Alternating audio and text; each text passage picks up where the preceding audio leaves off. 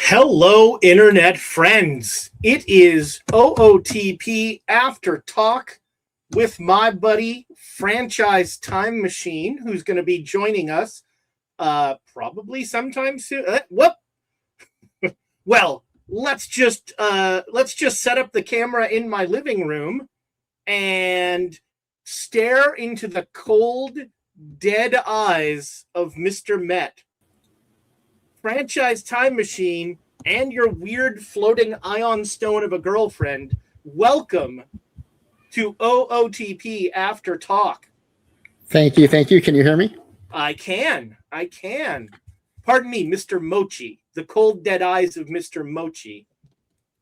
Yes, there's Legally no IP distinct. violation here. Yes, exactly. So for those of you that don't know, and I can't imagine there are many, Franchise Time Machine is one of, I think, two of the premier sort of deconstructionists of OOTP. Folks that, look at the game not as a model or something like that, but who try and take the engine apart and see what is inside and try to understand the game that way. So, for instance, modelers like Seawit and Angered Unicorn and people like that, they create models using the information the engine gives them to sort of try and understand it. Franchise tries to take the engine apart to understand why things are happening. Something I actually never, I don't think I've ever heard this. How'd you start doing that? What gave you that idea? So when I started playing the base game, I started with a save that was, first I did a bunch of Met saves. And then once I figured out how to use editor. Well, the Mets deconstruct baseball. Well, there you go. This season, they set a new team record for consecutive losses in April. Previous record held, 1962 Mets. Oh, dear. They brush with greatness. Yeah. So once I figured out how to use editor, I started to put myself and my friends into the MLB season. And I would put all of us in the minor leagues of the Mets system, and we'd make our way up. And one of the things that I was trying to figure out was, okay, well, the potential numbers keep changing from season to season. And sometimes players have higher actual than potential. And what do all these things mean? And so I looked on the forums and asked around, but it was a lot of people who were other users and not necessarily people who were developers. So I was getting a lot of conflicting answers. And I thought, well, I'm just going to try to figure this out myself. And so that's when I started tinkering with trying to figure out how to do experiments and or even just track data longitudinally to see how it changed. And that's kind of where my interest in doing that started. And then once I started streaming, it really took off because I would hear people, either other streamers or people in other streamers' chats, or even people in my chats, that would say things about the game. And I'm like, yeah, that sounds made up. That doesn't sound at all like it's backed up by anything concrete. And a lot of it, I think, it's not intentional. I think there are a lot of things that are I talk about this a lot about baseball truths. Things that are true in baseball are only true in OOTP if they're coded that way. And I think that's hard for people to really appreciate, because if something is so fundamentally true in baseball, you just assume and I think this is a credit to OOTP. OOTP is such a rich, immersive experience that it's easy to forget that it's computer code. And if something's not coded that way, it's not going to play out that way. Even if it's 100% true in baseball, it's not going to be 100% true in OOTP. So give us what's an example of one of those baseball truths? So this is one that I'm planning to test this cycle. And that's if you throw over to first base a lot, your pitcher is going to get tired faster. Oh, yeah, we've talked about this. Right. And I'm like, in baseball, 100% true. Every throw to first, while it's not the same velocity or the same wear on the arm, that is another throw the pitcher's making. And, lots of great pitchers have said that it's their lower body that gets tired first, right, before their arm gets tired, especially the power pitchers. And so, yeah, every time you turn to throw to first, your lower body is doing more work. And so a baseball truth, probably absolutely true. The more you throw over to first base, the fewer pitches you can probably throw because you're going to get more tired. But that's only true in OTP if it's been coded that way. And so I want to see, like, does it actually play out that way? And so the way we would potentially do that is I've created this completely average league where all the players are close to major league average as possible and identical. And so we would have one team will set their slider to hold runners at the maximum. And then we'll have another team where it's kind of in the middle. And then we'll have another team where it's set to the lowest.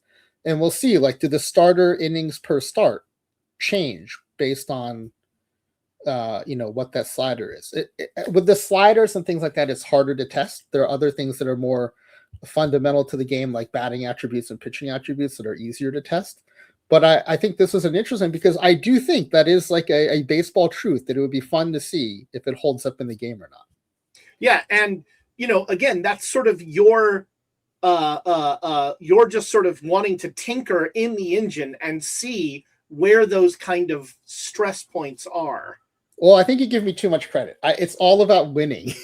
So I wanted to squeeze out more wins for my team. So I wanted to understand, like, how do these things work? And especially the thing with the potential and those kinds of things, it was like, while it is me and my friends who I'm trying to fill the major league roster with eventually, in the meantime, I have to trade for other players to kind of keep the team winning until we get there. And so I'm looking at these players, I'm like, how is this player's actual higher than the potential, right? All those things help me understand, like, what's a better trade or a worse trade. Right. And that's why when we do our experiments, I used to use wins and losses. I used to use the record as the dependent variable. So in case people in the chat aren't super familiar with, like, scientific method and testing, what you want to do is, like, you want to have everything the same. You want to change one thing, and then you want to see what impact that has on the outcome. And so the independent variable is the thing you're changing, and the dependent variable is the outcome you're looking to see. Does it go up or down, or does it get better or worse? And so for all these things, we're usually looking at, for offensive things, we're looking to see if run production goes up. For defensive things like pitching or fielding, we want to see if runs allowed go down, because those are less susceptible to all the different interactions and RNGs that kind of accumulate to form wins and losses. It's a little more pure if you just go to runs created or runs allowed.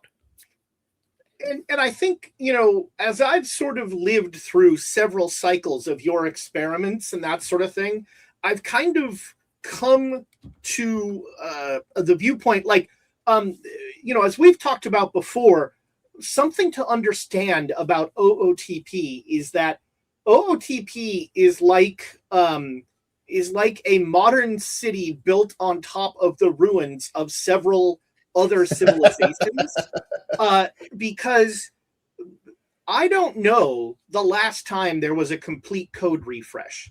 Not even sure there has been a complete. I don't know that there has been one. Yeah. And so, there's a lot of legacy code in the game that just does stuff, and sometimes even surprises the developers.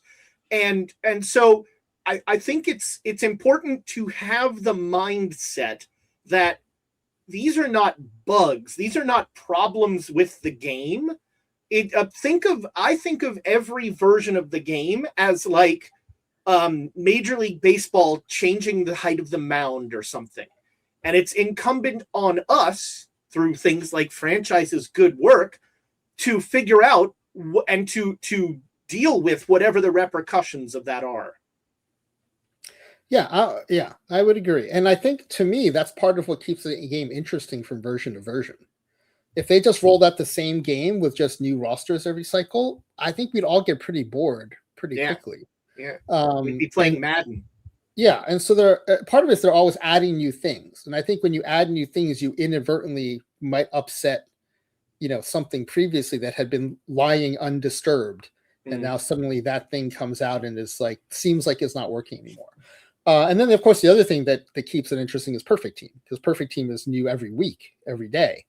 And so a lot of what I do also is because there are things I'm interested to understand about Perfect Team And I'm hoping that by doing it in the base game, it'll at least give me like a directional clue as to what might happen in perfect team. But the big caveat I always have to give when I do these experiments or I talk about them is this only tells you what's happening in the base game.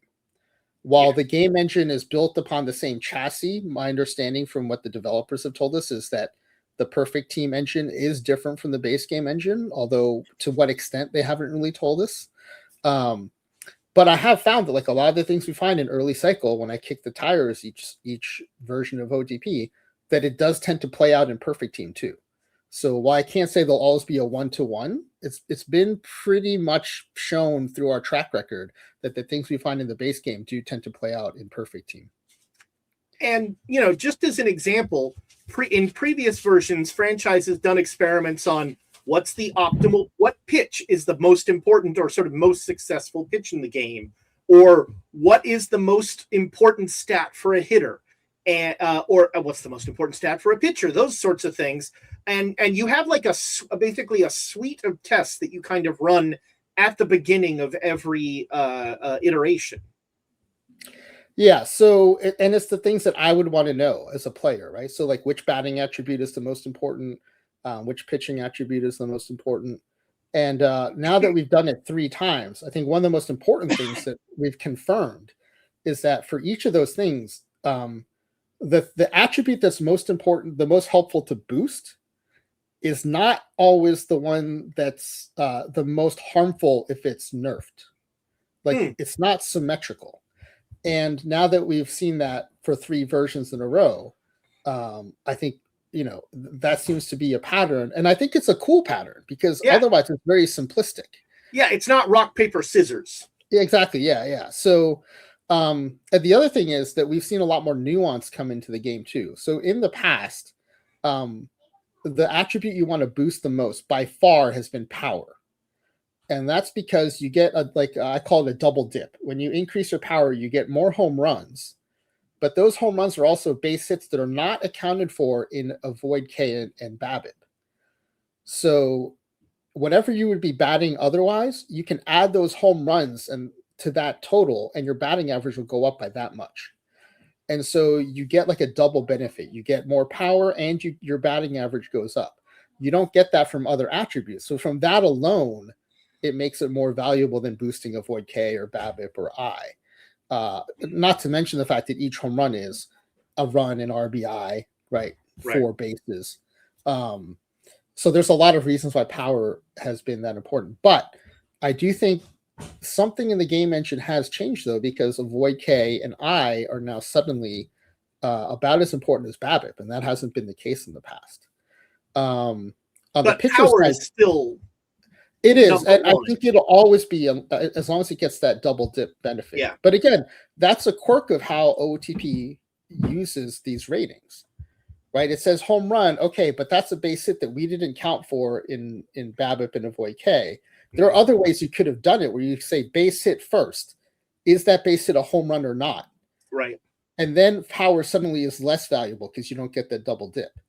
And so this is like we're kind of unintentionally discovering some of the ways that the base game is calculating things by virtue of like what these experiments are showing. And again, Perfect Team has a lot of the same things, but we're not sure. We're sure they're not exactly the same, but we're not sure to what extent they're different.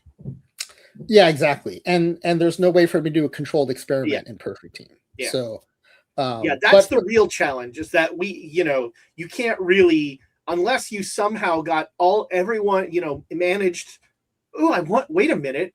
Now we've got this friend code thing. What if we could get everybody, we could like have OTP set up like a test league basically, and everybody friends you.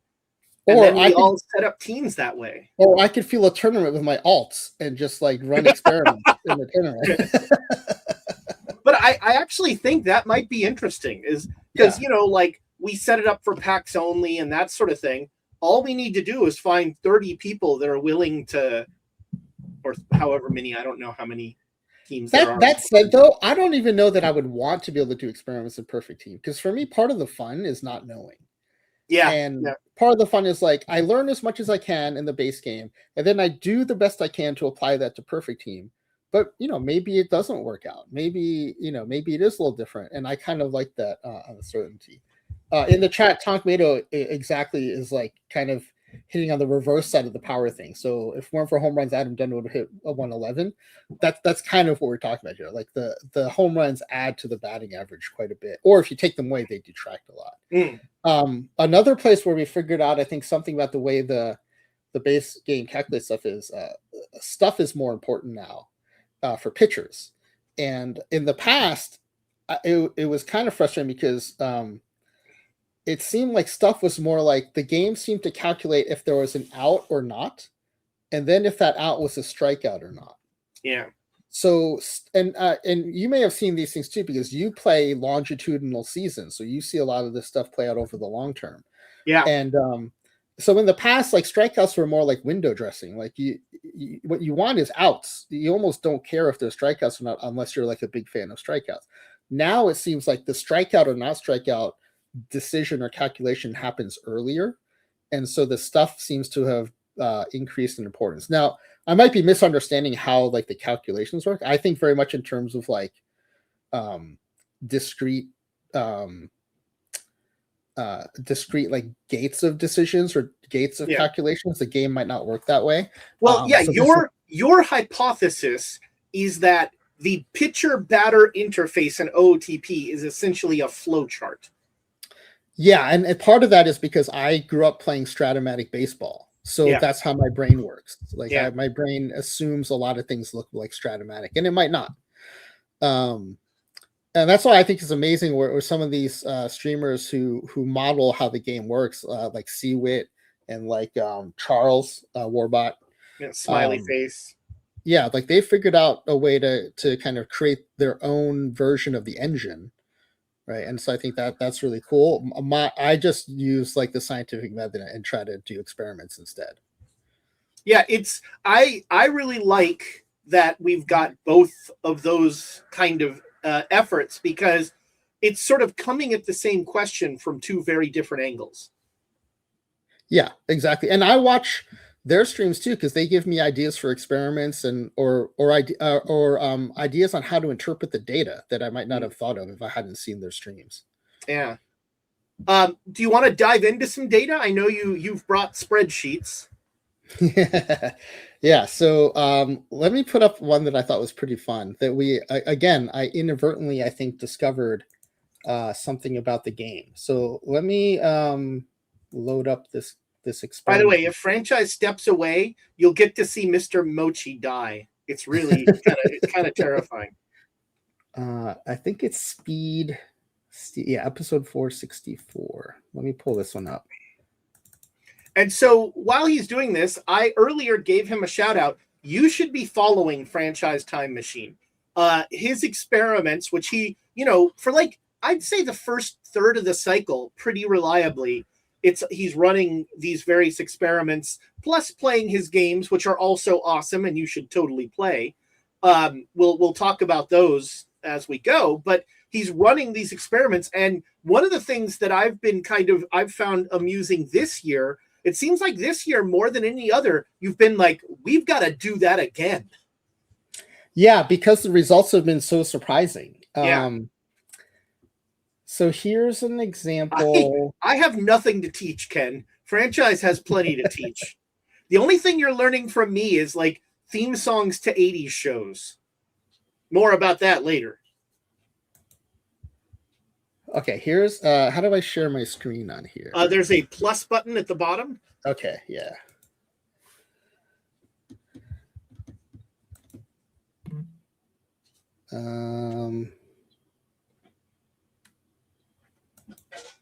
Okay.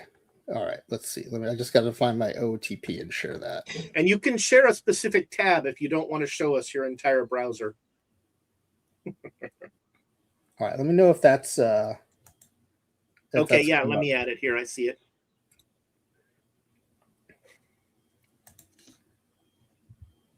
All right. So. And one of the things that Franchise kind of glossed over as I vamp here is the effort it takes to build his kind of, excuse me, his lab environment. So he builds a quick start that is essentially a completely average, everybody a replacement player league. And then he goes in and noodles around with it and changes up all the variables to create the various experiments. Yeah, so these are all, it's exactly. It's called the Completely Average League. It's an experimental sandbox. You can think of it as like, it's like the white lab rat of baseball leagues, where the reason why white lab rats are used is because they're genetically identical. So if you just change one thing in the rat's environment, it's the only thing different between that rat and all the other rats. Same thing here. All the players are identical. So if we change one thing, that's the only thing that's different. So it helps us isolate the impact of different things. So in this one, what we did was everyone has really high stealing ability. So that's the stealing rating. And then they have different degrees of speed. This is running speed. And they're all on teams that are running sabermetric, but because everyone has high stealing, I cranked up all the stealing sliders. Right? So they have high stealing ability. They're being encouraged to steal a lot. The only thing different from team to team is the team speed. And the reason I did this experiment was because I hear a lot of people when they're doing drafts say, oh, this guy has good base stealing, but his speed is low, so I'm not going to take him, or I'm not going to let him steal. And I'm like, okay, but OOTP Developments has told us in the past that stealing rating is completely different from speed rating. But I still hear people do that. I still see it in chats, and I still see it in Discord. It's like, oh, this guy's a good base stealer, but he's slow. And they're worried that he's going to get thrown out more. So if you look on the far right, so let's look in the far left first. Again, every team has high stealing. Every team has high stealing aggressiveness according to the slider. And then so the lowest speed team, all their running speeds are very low, like a 20 on a 20 to 80 scale. The very high speed is again like 80, and then the low speed and the high speed are like, like I think 40 and 60, right? They're kind of bracketing the 50, which is league average. If you look at the stolen base percentage, all the teams are 88% or above in stolen base percentage. So and they're all like super close to each other. That's fascinating. Yeah. So it does not matter if you are slow. If you have a high base stealing rating, you are going to steal bases successfully, even if you're slow. And this was not a surprise because OOTP Developments had told us many times before, stealing rating is for stealing bases, speed rating is for other things. So things like beating out double plays. Yet that message doesn't seem to, I think again, because it's a baseball truce versus OOTP truce thing, right? I think in real baseball, I think it will be okay to be skeptical of a base runner who's stealing bases a lot, but is slow in foot speed. You'd be like, is it a fluke, right? Or is it eventually going to even out and they're going to start getting caught a lot? But again, these are OOTP truths. It's not coded that way. So here, speed does not matter. If your base stealing rating is high, you will be stealing in the 89, 88% range. But the interesting thing that I wasn't expecting is look at the number of stolen bases and how it correlates to the speed. The team with the highest speed stole almost 3,000 bases. This team with the lowest speed only stole 2,100. And the other two correlate with their speed. Low speed, 2,200, high speed, almost 2,700. So what's happening is speed seems to be overriding the stealing slider and dictating how often they actually go. And then I was reminded in chat that that's what speed used to control. One of the things that speed used to control was stealing aggressiveness before stealing aggressiveness was broken out. And so I wonder if this is an artifact where speed is still controlling the aggressiveness. I posted this in the beta Discord, but I never heard back. So I don't know if anyone's looking at this or not. But this Score actually just asked a really good question. Let me put it up on the screen here. We did check that. They didn't have significantly more runners at first base to steal second, which we kind of assumed to be the more likely source of stolen bases, and certainly not enough to make up for the lower number of steals. Yeah, and actually, if you look, their average on base, their OPS is essentially identical. Yeah. And so we did look at some of those other things, and while there were some minor things like that came out, there were nowhere near like the 700 difference in stolen bases that are showing up here. In fact, you could argue that the highest speed actually would have fewer chances to steal a base, because look at the triples. They had so many more triples than anybody else. And if you're on third, you're not stealing. Right. Exactly. Yeah. So it does seem like there's a part of the game that's still relying on the old speed as the stealing aggressiveness. The more concerning thing as a player is that speed seems to be overriding the slider, because all these teams have the slider set to +5 for stealing. And so, we would have expected all of them to be stealing the maximum amount. And it's clearly not. And so and someone else also in the Discord did post that they had some tournament data that showed that the speed seemed to correlate to stolen base attempts more than the stealing aggressiveness did. And so the SB that's there, that's their actual stolen bases. Can you put up stolen base attempts or caught stealing? Or we can add caught stealing, sure. Because I think that because what you're saying, I makes sense kind of academically, but I keep thinking in my head like, but their stolen base percentage is the same. Yeah, so the caught stealings are again very low because they're all very successful at doing it. Yeah. And because the percentages are the same, right? The attempts are going to scale with the number of stolen bases because the success rate is the same. So the attempts do scale in the same way. The high speed teams are stealing or attempting way more than the low speed teams. I'm going to ask a thoroughly uninformed question here. Do you think this has any? Is there any connection here with the weird normalization thing that happens in the base game of X number of home runs are going to be hit, so who's going to hit them? No, because I have normalization turned off. Well, that'd do it. Yeah, and the normalization thing, if anyone in the chat is new to OOTP, the normalization thing is one of the most important things to kind of understand about the game, and it's maybe one of the hardest to kind of grasp. And I do an experiment every cycle, and I'll be repeating again soon. So just check it out when it comes up. But it's a league full of Babe Ruths, and what the normalization does is it tries to get the league stats to end up looking like the real life league stats. And the reason that's important is that's how you get 2025 to feel like 2025, and how you get 1914 to feel like 1914, right? Because the frequency of home runs, frequency of stolen bases, the frequency of errors, all those things are different, and they add up to the feeling of like a certain era. And if you can, there are two sets of modifiers. So the era modifiers, which I always leave on because I want the year to feel like the year. Then there's another set of modifiers that the game will apply if you change the population, or if you change the kind of the ratings of the population. So if you suddenly import a bunch of power, it'll say, oh, this is too many home runs. This season is supposed to have this many, so I'm going to lower everyone's home run percentage.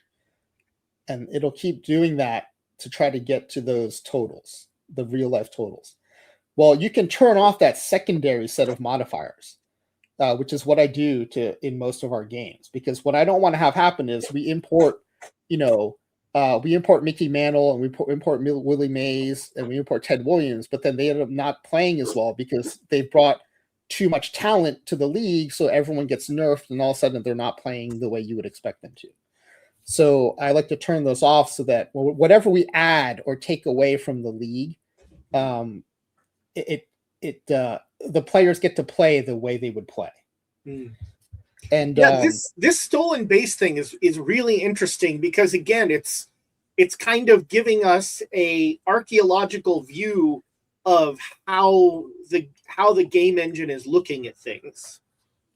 Yeah, and I'm glad you pointed out the triples thing, Ezra, because that is one of the things that OOTP developers told us that speed does, in fact, is getting that extra base, right, an extra base hit. And so this experiment was successful in two ways. The first was it confirmed what OP developers had told us, which is that speed does not influence your stolen base success rate. If it's your stealing rating that influences your stolen base success rate. But then it uncovered this whole other thing that I wasn't expecting at all, which is the game in some ways is still acting like previous versions where it's letting the speed rating control the stealing aggressiveness instead of the slider or even the stealing aggressiveness rating, because all these teams have the same stealing aggressive rating, which is league average. And so the game seems to be ignoring those things in favor of the speed rating for aggressiveness. I believe D-King normalization is not happening in Perfect Team. But that has no basis in any, like, someone official has told me that. I thought it was that, like, and I might have this backwards. I thought it was something like it's on in leagues and off in tournaments, or it's the other way around. It's off in league and on in tournaments. I can't remember which it was, but I thought I remember hearing something like that. Yeah, I don't remember. So this stealing and speed is one we did pretty recently. Yeah, and I mean, the results there are really interesting, and it's also fun to sort of look at the concomitant impact of other things in there. So like that triples thing, and noticing that because of the extra triples, very high speed has the fewest doubles and things like that. You know, there are weird sort of cascading effects. Yeah, and I think that also helps to show too that it's the doubles that are being converted into triples, right? Like that's the way the math is working. It does seem to be the case that it's doubles being turned into triples. And that means, ironically, that the one with the most triples actually has a lower OPS and fewer home runs too. I mean, not a super lower OPS. Yeah, I think these I would normally consider kind of in the noise, but but we're always finding like weird stuff like that. Like, I'm trying to remember. There's one from OTP 25 where it was like for some reason one team had. It would almost feel like in the equivalent would be like in this experiment if one team was for some reason striking out more than the others. And we're like, what is happening there? So occasionally there are these weird things that happen. And to try to minimize those things, that's why these teams are playing 810 games, which is a 5x MLB season. We're trying to like smooth out all the RNG artifacts and look at just things caused by the ratings that we've changed. Yeah. So this is one of the experiments. How ballpark, how many experiments have you run? In 27 so far? Probably a couple dozen. Yeah. Let me pull up another one. Let me pull up another one here. I also, while he's pulling that up, I want to give a shout out to, I think, the other sort of chief deconstructionist of the engine, Ripley the Oriole, who does a lot of really interesting stuff. He's very big on testing Avoid K every year and seeing how, riding the Avoid K roller coaster. And also, what was the other one he checked? Oh, was it you or him that came up with the changeup being the Ur pitch? So that was one we discussed for the first time on your stream the first time we were on. Yeah. And it turns out we had found that independently, which was very reassuring to me that another person had kind of discovered that too. Yeah, and I think that I have tried to make use of that and not very successfully, but I think there's a way to leverage that information, but it escapes my sad lizard brain. All right, so here's another one that I found interesting. Let me share this. So share that up here. And this also, Ripley also had found, this is catcher defense. And around the same time, Ripley had found that framing was suddenly not mattering in his saves. And this is something I do every cycle, which is I take each position and do an experiment around it to isolate the difference, the impact of boosting or nerfing range, arm, error, for infielders turn double play, for catchers as blocking, framing, and arm. So this is the catcher one. We did this first. And then I put a halt to all the experiments because it seemed like something weird was happening with defense. And it turns out like there were other reports coming from third base defense, and I was like, okay, we're not going to do any more fielding experiments until this is all resolved. But what you see here is each team has either blocking, framing, or arm boosted to 85 on the 20 to 80 scale, the scouting scale. And the team that has nothing listed, this is the experimental control where nothing is boosted. And we're basically doing it twice. These leagues do not have interleague play, so we're basically having 2 experiments in parallel. So we're getting 10 seasons worth of data, 5 seasons over here, 5 seasons down here. And in the past, the experimental control team always gives up the most runs by at least 3 to 5%. And that's because none of their catchers have like a superpower, right? All the other teams either have super arm or super framing or super blocking. This team is just mortal catchers, and so there's no reason they should give up fewer runs. This is the first cycle where so we're looking here at runs allowed. This is the first cycle where the experimental control team gave up the fewest runs over here, and they gave up fewer runs than one of the teams here. They shouldn't give up fewer runs than any of these teams. They gave up fewer runs here. When I summed across both leagues, they gave up almost the same exact number of runs as the one of the teams, I think Arm gave up the fewest runs. And they also okay, so in the AL one, the regular one had more strikeouts too, which is kind of interesting because that's another framing. Yeah, exactly. Yeah, walks. Framing is supposed to reduce walks and increase strikeouts, or at least reduce balls and increase strikes. Mm-hmm. So presumably it would impact walks and strikeouts. But this is the first one where when you sum these across both leagues, that the experimental control, which is unboosted, did better than the other teams. And so to me, the takeaway was, unlike OOTP 25 and 26, it almost seemed like catcher defense didn't matter. Yeah. And then over the course of the last few weeks, it seemed like there were quite a few issues with defense. And it is a big change list item on the current beta patch. I'm not going to test it until the public patch becomes available. Yeah. But once it does, I think it's revisiting this catcher test. And then I'll go ahead and do all the other positions too. But this is how we know in past versions of OOTP that like at third base, arm is the most important. It's almost not important at all at second base. Turn double play, very important at second base. Not at all important at third base. And look, and it's not to say this blocking team didn't give up fewer pass balls or wild pitches. And it's not to say that the arm team didn't catch more base runners trying to steal. But what it does say is that it's not having any impact on, it's not having an expected impact on runs allowed.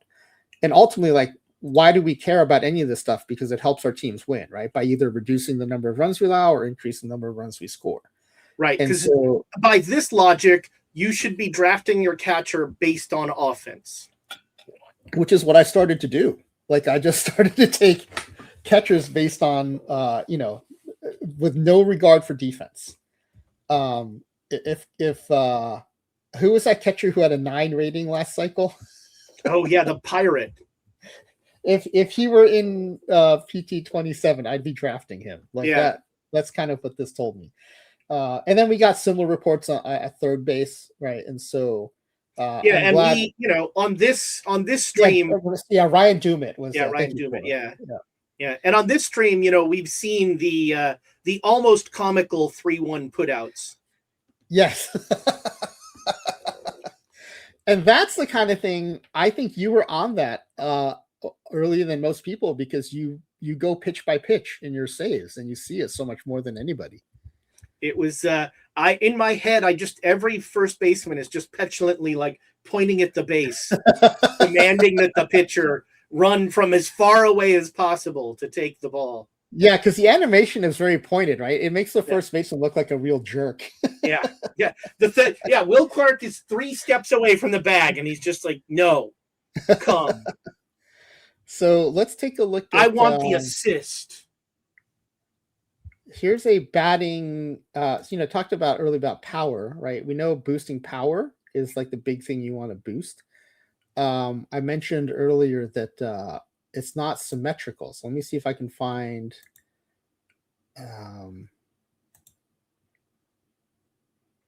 Here we go. Look, I am here for a petulant a defensive player. I'm all for it.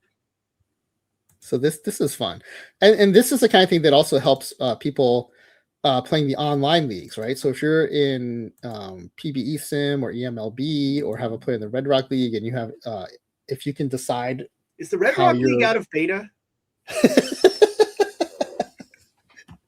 If you have decisions to make about player development, like this might help you. So on the this is the opposite of the experiment I was talking about earlier, where we boost one rating up to 550 on the 1 to 600 scale, or in the scouting scale 20 to 80, it's like an 85. In this one, we take one attribute per team and we nerf it down to 50, which is like which takes you down to the minimum 20 on the scouting scale. And so what you want to see is the teams that still score the most runs are the ones that nerfing that attribute hurts the least. And in both leagues, you can see that nerfing I hurts the least. So if you want to be bad at something, be bad at I. Right? The one that hurts the most is avoid K. And so well, gosh, I don't know. Nerfing power has some pretty deleterious effects. It does, but when you look at the total run scored, but look at OPS. Yeah, I was just looking at home runs. Yeah, if you look at runs scored, it's still a huge. Avoid K has a huge deficit over all the other.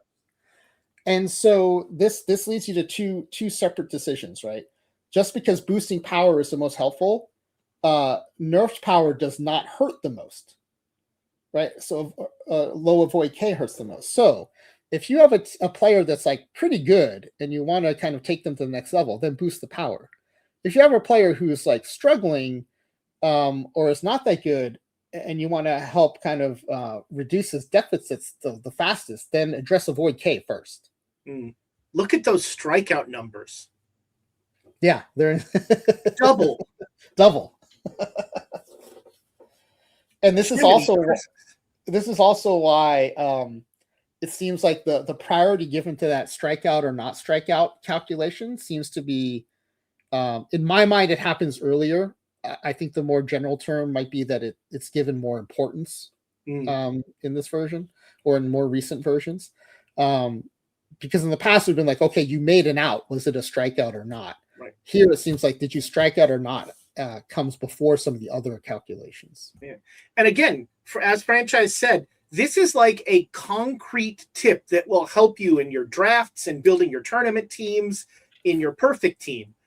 Just keep in mind this hierarchy and, sort of keep it in the order of like avoid K at the top and then the others and then I at the bottom. And, if there's a tie, just think of that and go with the use this to break the tie. Yeah. And this let us have a more nuanced message too, right? Which is, if you're, let's say if you're in the perfect or diamond level, right, look for power, because that's going to kind of make you more distinct up there. If you're in iron and bronze, maybe just stay away from those terrible avoid K players, right? It gives you kind of two ways to look at it. But I think the most relevant, because this is a base game experiment, if you have a player in one of those online leagues and, if they have a low avoid K, maybe address that first. Or if you have an otherwise good player, then maybe, boost that power first. I think it helps you make more nuanced decisions having this information. Yeah, that is really interesting. That is, I think different than in past versions, and also it's such a just sort of an easy way to convey that information and to say, here's what to look for. Yeah. So I've been saving this one because this one blew my mind. And it's not that doesn't happen, but this one in particular, I had to like really think through what happened to the helmet on your desk. It looks broken. Is it only a one ear flap helmet? It's a 1 ear flap helmet. Yeah. Wow. Not everyone's a switch hitter. Now in Little League, all the helmets had 2 flaps, right? Because they can't afford to buy multiples for lefties and righties. Okay, so this one I'll share in a second. Let me just get it set up here.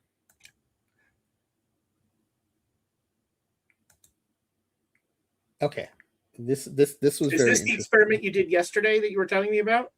No, this is about a week or two ago. This is ground ball, fly ball. Oh yeah. This blew my mind, honestly. Okay, so here's how this one came about. There you go. Sport says MLB helmets are 1 year. Again, this is like when I would hear people saying, I don't trust this base dealer because his speed is low. People will be looking at two players with similar home run suppression ratings and take the one who's a ground ball pitcher or the extreme ground ball, even if their home run rating wasn't as good as the fly ball pitcher. And I'm like, yeah, that doesn't sound right to me. I have been a chief proponent of this. I will take a ground ball or extreme ground ball pitcher. I don't do that anymore after this.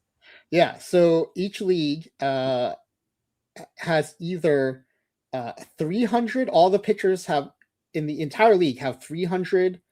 The 330 on this is on the 1 to 600 editor scale. I think it translated to about a 30-ish on the 20 to 80 scouting scale. So this sub league, these are all pitchers that are bad at suppressing home runs. They're below average. This sub league down here, they all have 500 home run suppressing rating. So they're good at suppressing home runs. And then within each league, teams either are extreme fly ball, ground ball, or extreme ground ball. And so I've always contended that it's your HRA that matters, not whether you're ground ball or fly ball, because ground ball or fly ball is already baked into the HRA rating. It's a calculation between movement, ground ball percentage, kind of like the way contact is a triangulation between avoid K and BABIP. I can't, Spore, I'm sorry, I cannot customize these screens, unfortunately. I was able to do the other one because we're looking at, so there's a version here where you can look at just the aggregated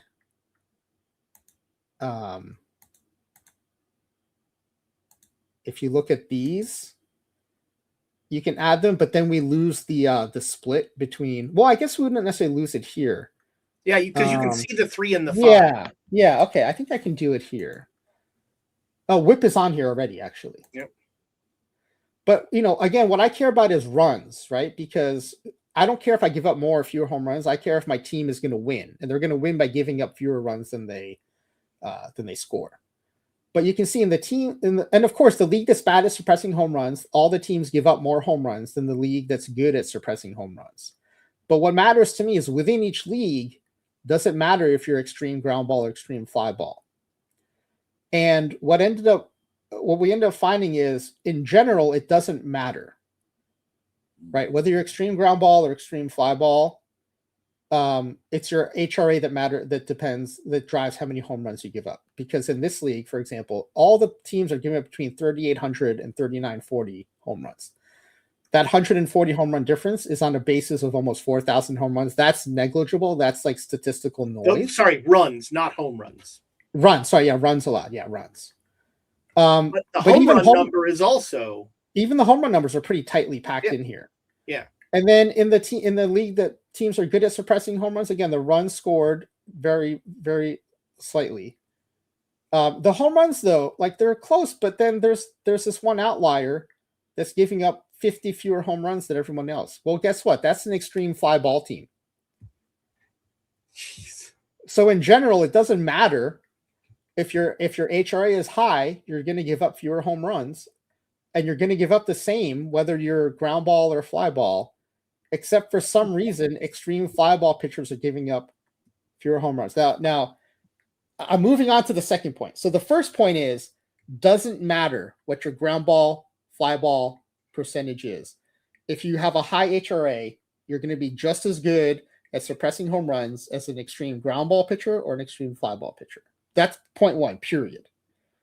Then we dug in a little deeper because we saw, there's this one outlier. Why is the extreme fly ball pitcher actually giving up fewer home runs? And if you look on this side, the league that's bad at suppressing home runs, the team that gave up the most home runs is Extreme Ground Ball, which In also both cases, actually. Yeah, that is true. I mean, in this case, it's like by 2 and by 10. Right. But here it's by almost 50. Yeah. Well, actually, sorry. There's this team right here that's nice, but compared to the other two, it's giving up quite a bit more. Yeah. And so what I found out, I think, is there's this balance between raw movement and ground out percentage.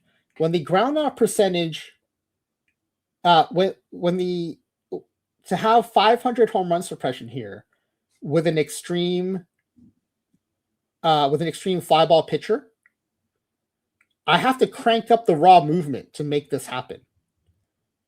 Right? Because if it's an extreme fly ball pitcher, it wants to have bad home run suppression. So the only way I can make it back up to the 500 is I crank up that raw movement. Well, which you would see as more strikeouts. No, you would see it as no, stuff is for strikeouts. Raw movement is just suppressing home runs. Okay. And so I think there's a slight imbalance at the extremes between raw movement and ground out percentage. And so when a player has to have that much raw movement added, it's giving it actually a slight advantage in suppressing home runs because it's a little bit imbalanced. But in all the other ranges, the balance is pretty good, 400, 398, 390. And then the flip side is happening here. For me to get the home run suppression lower for an extreme ground ball pitcher, I have to really crank down the raw movement. And so it's losing a lot of that movement. And because of that slight imbalance, all of a sudden they're going to give up slightly more home runs, even though they're extreme ground ball, because I have to take down their raw movement so much. So I don't think it's a bug. I just think it's like a slight imbalance between raw movement and ground out percentage that just creates this like weird anomalous reverse outcome at the edges. What do you why again an utterly uninformed question, just something I noticed. Why do all the 5X teams have more innings pitched by like a significant amount? Oh, because they're able to stay in the game longer because they're not giving up as many runs or home runs. Well, but is this starters only or something? Because no, I mean, all like so. Sorry. Okay, so sorry. What are you saying? So in this league, why are in this league everybody has 100 more innings pitched than in the other league, and that's weird to me. That is a good point. I mean, part of I think why we didn't notice it is 100 innings on 7,000 innings is I think less than 3%.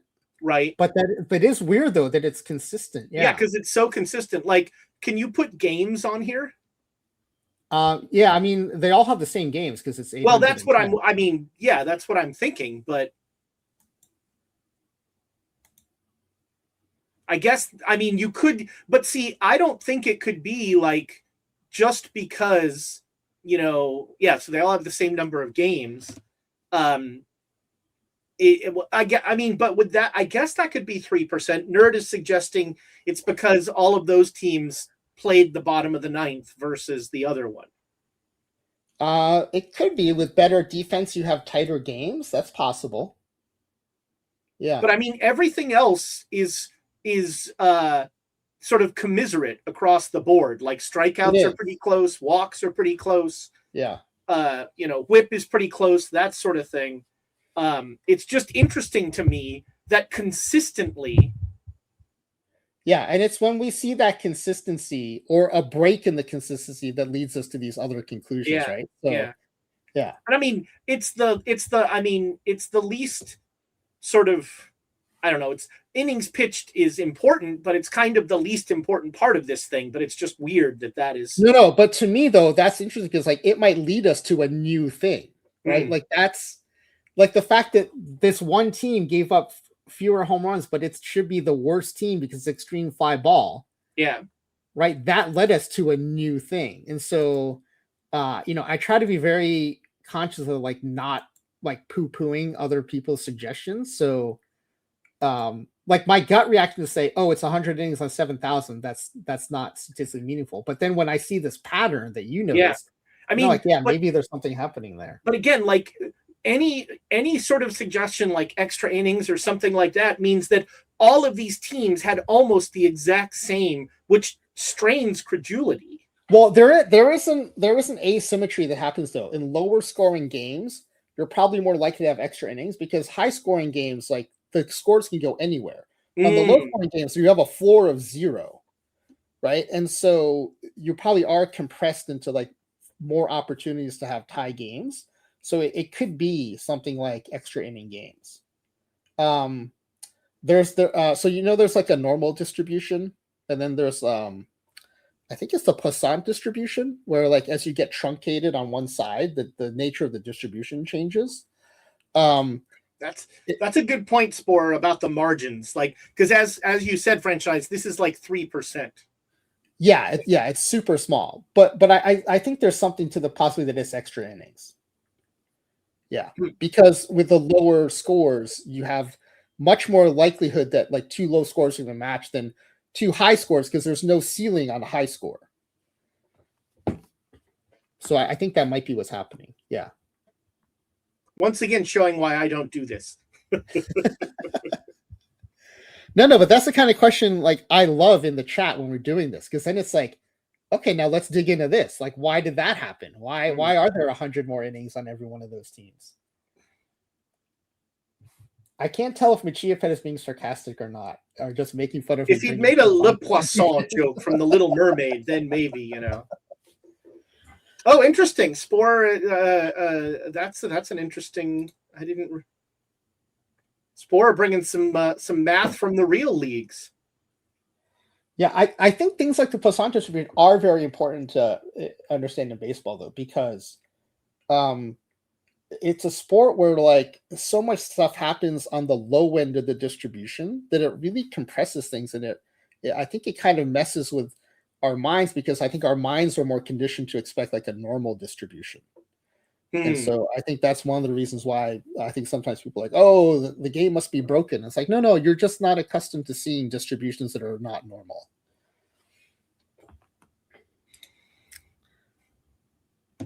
So again, friends, this is the kind of stuff that franchise does on a weekly basis. You should be, and I put his YouTube page up there. That is also something you should visit. Look at past experiments. So the Twitch VODs Twitch only let me keep about 2 weeks worth of VODs up. So I try to export all my stuff to YouTube when I remember to do it. Unfortunately, like I forgot to export the Davey Lopes tribute stream, so that one's lost now. But I've been trying to be, and I have been a lot better in 27 than I was in 26. So you can find a lot of the most recent experiments on YouTube. Nice. So what was let's go over yesterday's experiment. Yeah. Because so at your behest, I watched the VOD and I did not predict what happened. Yesterday's experiment was shocking. And I'm often surprised. I'm not often shocked.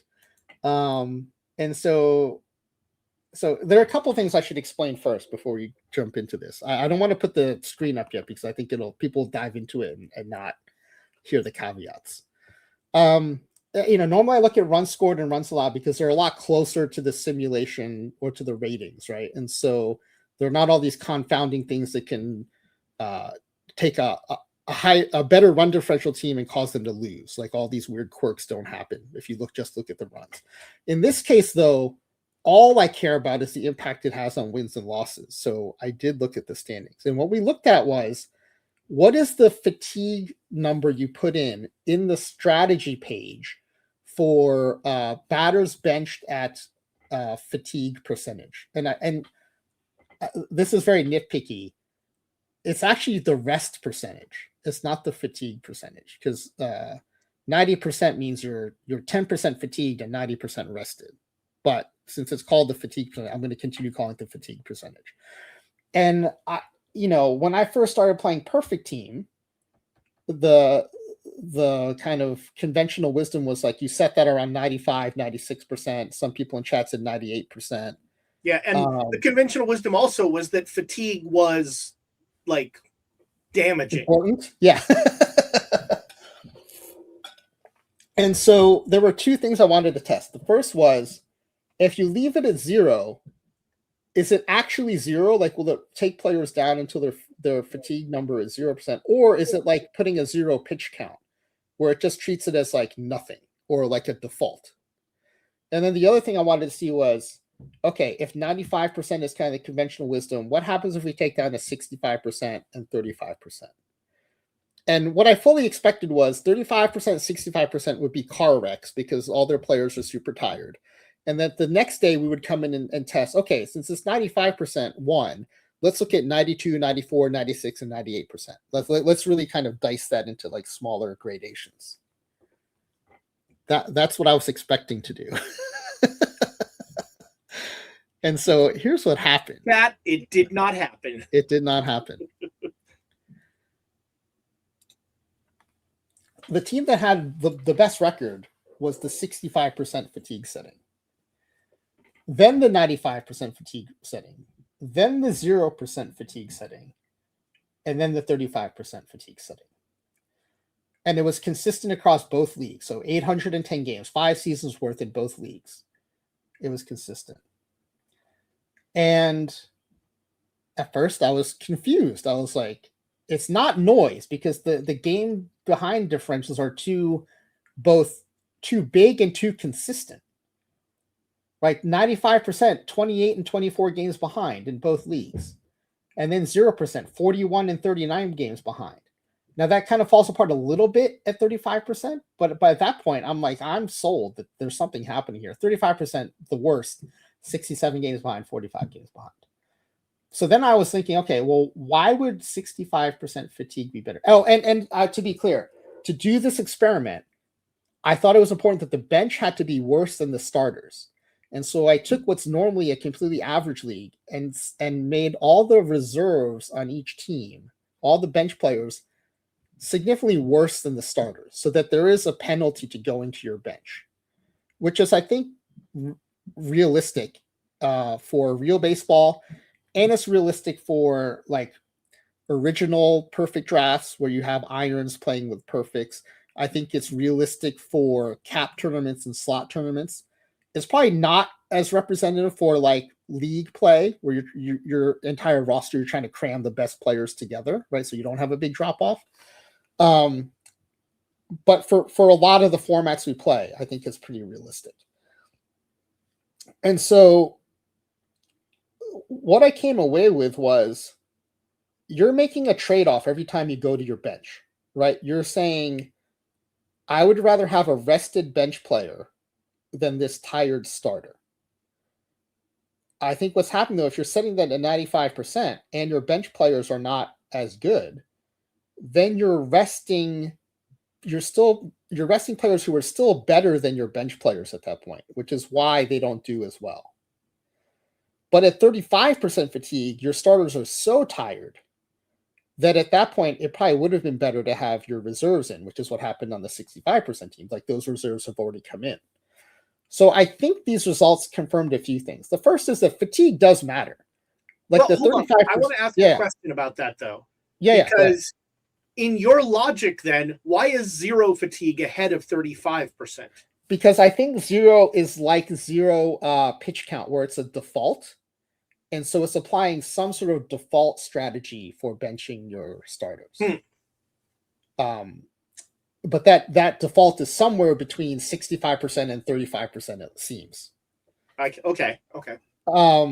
And so, at least in this format, where your starters are about 55 on the 20 to 80 scouting scale, and your reserves are 35, because that gap really matters now, I think.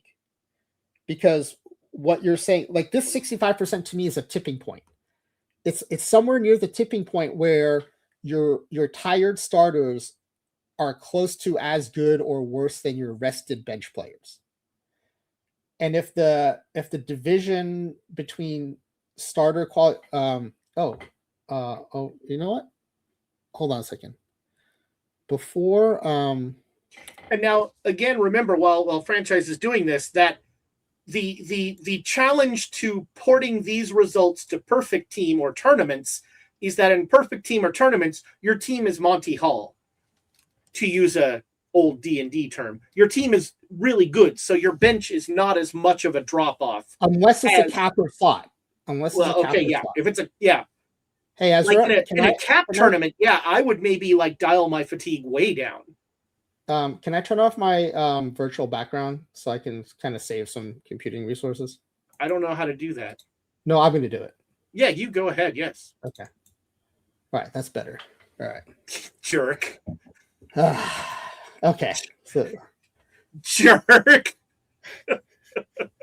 That is my bedroom.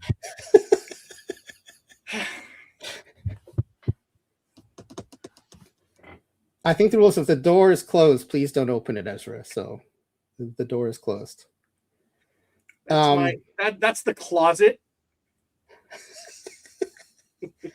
Which you would know if you were actually in my bedroom. That's my door, Ezra. My door. I think you saw Parasite one too many times. Yeah, so this blew my mind that it was not like 95-0 kind of tied and then 65 then 35. Mm-hmm. But as soon as I saw it and started thinking through, well, what's happening, I think that tipping point argument started to make more sense. And so the next step of this is going to be, I'm going to test 60, 70, 80, and 90%. We'll take out the 0, we'll take out the 95. Right, so get granular. Yeah. And there were some good comments in the chat about like, well, like what happens if you go a lot more extreme? I think what happens if you go a lot more extreme, looks like the perfect and iron tournaments that we had towards the end of the cycle. I think this 65 goes even lower. I think you can have the 35% team then might go up to number 1 because you want to let those let a really tired perfect card still play over an iron card, right? Unless that perfect card is super exhausted. Or, then, all those pop-ups we just had that were round robin, where fatigue is a whole thing. Yeah. Looking at this 65 threshold for tournaments like that.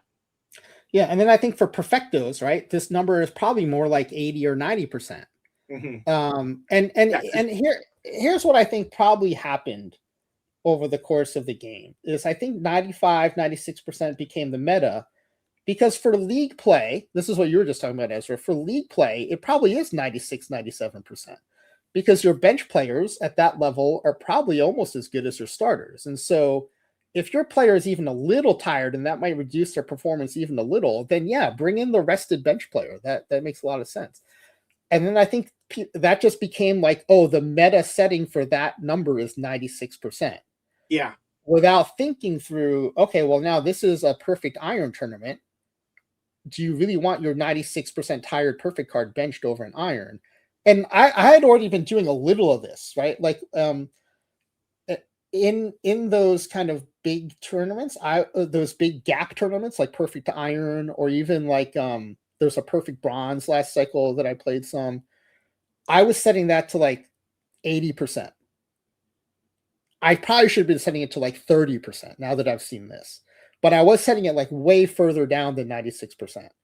And so I think my intuition was right. I just wasn't extreme enough. And now that I've seen this, and now that we can do a little more testing, I think it'll be kind of fun to see that. And the other thing I'm going to do is I need to run this with the version of the league I have where the bench players are as good as the starters. Because then I think it probably should be 95%. Yeah, that'll be an interesting thing. But like for us base game players, this, do I play Will if we have, if he's 80% tired on a day before an off day, do I just play Will Clark? Yeah, exactly. And I think this is something you've probably been doing without even really thinking about it. Is like you've probably been making those decisions. Like if your Will Clark is so good and your backup first baseman probably is not, that you've probably let Will Clark get pretty tired before you send him to the bench. And then the other question was asked, like, should I set individual fatigue numbers based on the position in the backup? And I'm like, if it's something like PTCS or you're in perfect league, probably. Yeah. But for Question like is, how much of a life do you have? Exactly. So the story I told then was back in PT 25 or OTP 25. I determined that you remember that box you would check for aggressive tiredness hook? Do you remember that one? I do. Yeah. So I used to check that for every pitcher, and it took a long time. Yeah. And we had asked like, hey, can we get a single button? Check all aggressive tiredness hook. Well, I did an experiment, at least in the base game. I showed that it's like a less than 2% advantage to check that box. Not and I worth thought, the time. you know what, it's not worth my time. So I stopped checking that box. And so I think this is like that. Like, yes, it would probably benefit you to do individual sliders or individual settings for this fatigue number, but it also depends on how much other stuff do you want to do, right? Like perfect PT live, or have a life outside of OTP. So yeah, I think it would help, but again, like it depends on how much you care to spend time doing that. It's interesting to see the slight I don't know what the difference is, but the like stolen base numbers are really low on both leagues. I guess being tired makes you not want to steal bases. Oh, that's an interesting observation. Yeah. Because those I think are these are the league leaders after 5 seasons. Oh no. Yeah. So these are after 5 seasons. So those after 5 seasons, the league leader is 16 stolen bases. Oh, we are running sabermetric though, and no one has high stealing, so they're probably not going at all. Okay. Yeah. Yeah, but and the home runs are kind of low as well. If you think 5 seasons, the home runs though, there is an issue with that's not what happened here though. There is an interesting issue with a lot of our, because we do 5x seasons.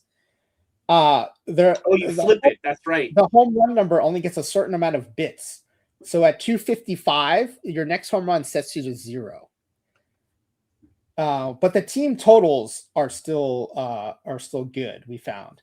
But yeah, I don't know why the fact that there's no one here at 250 or even 200, I think they actually hit this few home runs, and I don't know why.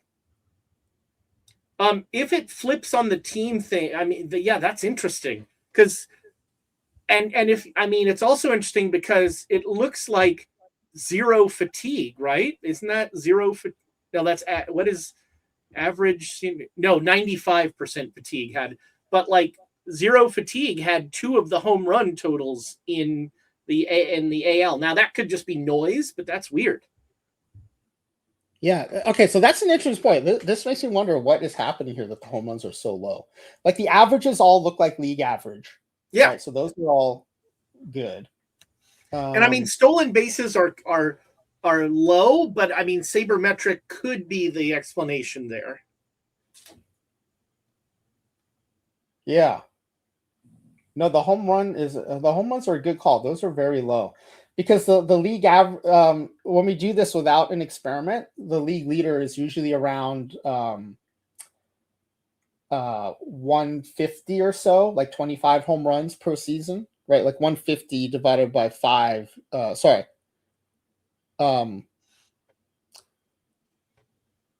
150 by 5 is about 30. So 30 is about as high as you should get for a league leader because everyone's like 50 power. Also weird that a 0 fatigue player got the highest WAR in both league. 0 fatigue may be underrated. Let's see. You're looking at which league? Both leagues, wins above replacement. Average, right there. Okay, yeah. Yeah, it was a 0 fatigue person in both cases. Yeah, to me, I don't get concerned until I see like 4 out of the 6 of the same team. Right. That's usually when I start to get alarmed. Yeah. Sporer is noting as well that the averages are really low.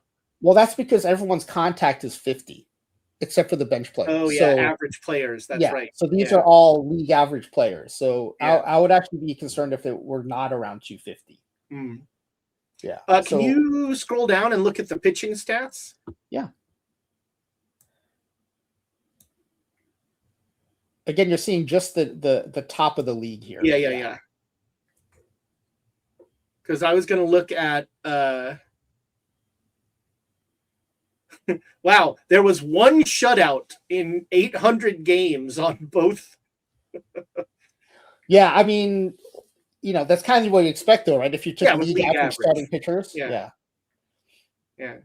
But I think this is so. The fatigue thing is fascinating, and the fact that 65% fatigue was there is even weirder. And then the potential home run thing also very strange. Sport is saying, so in this league, 99 is 20 home runs a year for a 50. Oh, that's a great because 5. Yeah. So I think Sport is right. Yeah. Yeah. That is but I think the fatigue stuff is one of the ones that can kind of play across base game tournaments. It can oh, you're back to the living room now. I have to have a talk with Rachel about letting in pests. See, this is what happens when you feed them. Yeah, so I think the good thing here is like my prior intuition about taking it down to 80% for those big gap tournaments, like the perfect iron, perfect bronze, was right. I just wasn't being extreme enough. Yeah. And in general, when I have a draft where I'm like, ooh, my bench is really bad, I used to take that 96 down to like 88 or 85. Like now I know, like I was on the right track. I just need to kind of be even more aggressive on those. Yeah, that's that's man, that's and it's almost like I kind of want to run this experiment just on my own team and see like, okay, this week I'm going to do this, then next week I'll lower it down a little more and see where it goes. Yeah, I think the hard thing, especially in if you're talking about a perfect team, is the environment's always changing, right? Yeah. And it's the card environment in particular is always changing because Sport keeps giving us such fun cards to play.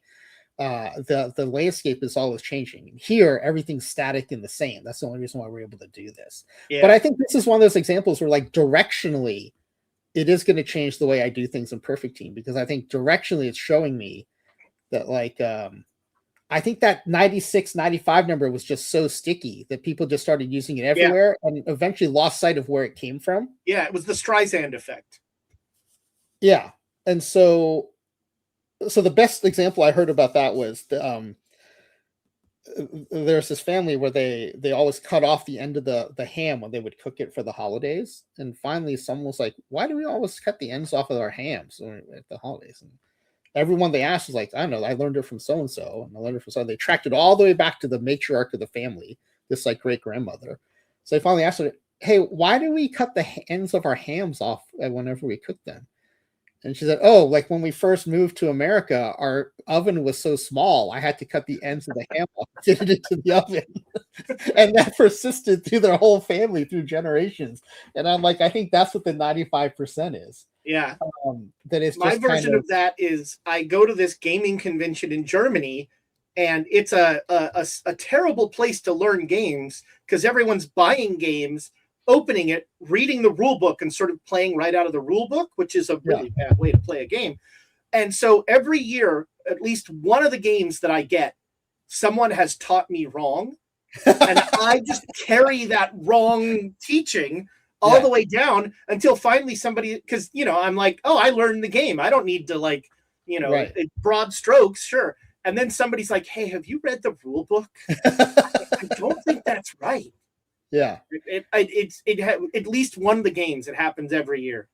And I got to tell you, I second guessed myself when I was looking at these results. I'm like, because that 95, 96 is so ingrained in my mind too. But once I kind of went through the mental exercise of like treating that 65% as like a tipping point, and I was like, yeah, it makes a lot of sense. Like 90 and 96, 95, I'm sure for Perfect League, for, like it probably is the meta. But like, as you step back towards these other tournaments that have much wider gaps between your starters and bench players, I think like it's worth rethinking that number. And I think this was one of my, I think, more important experiments. Yeah, I think this one is. Do you have one more you want to highlight, or do you want to go to 9 innings of 80s TV shows? I mean, we were able to hit most of the highlights I thought people would benefit from hearing about. All right, well then, it's time.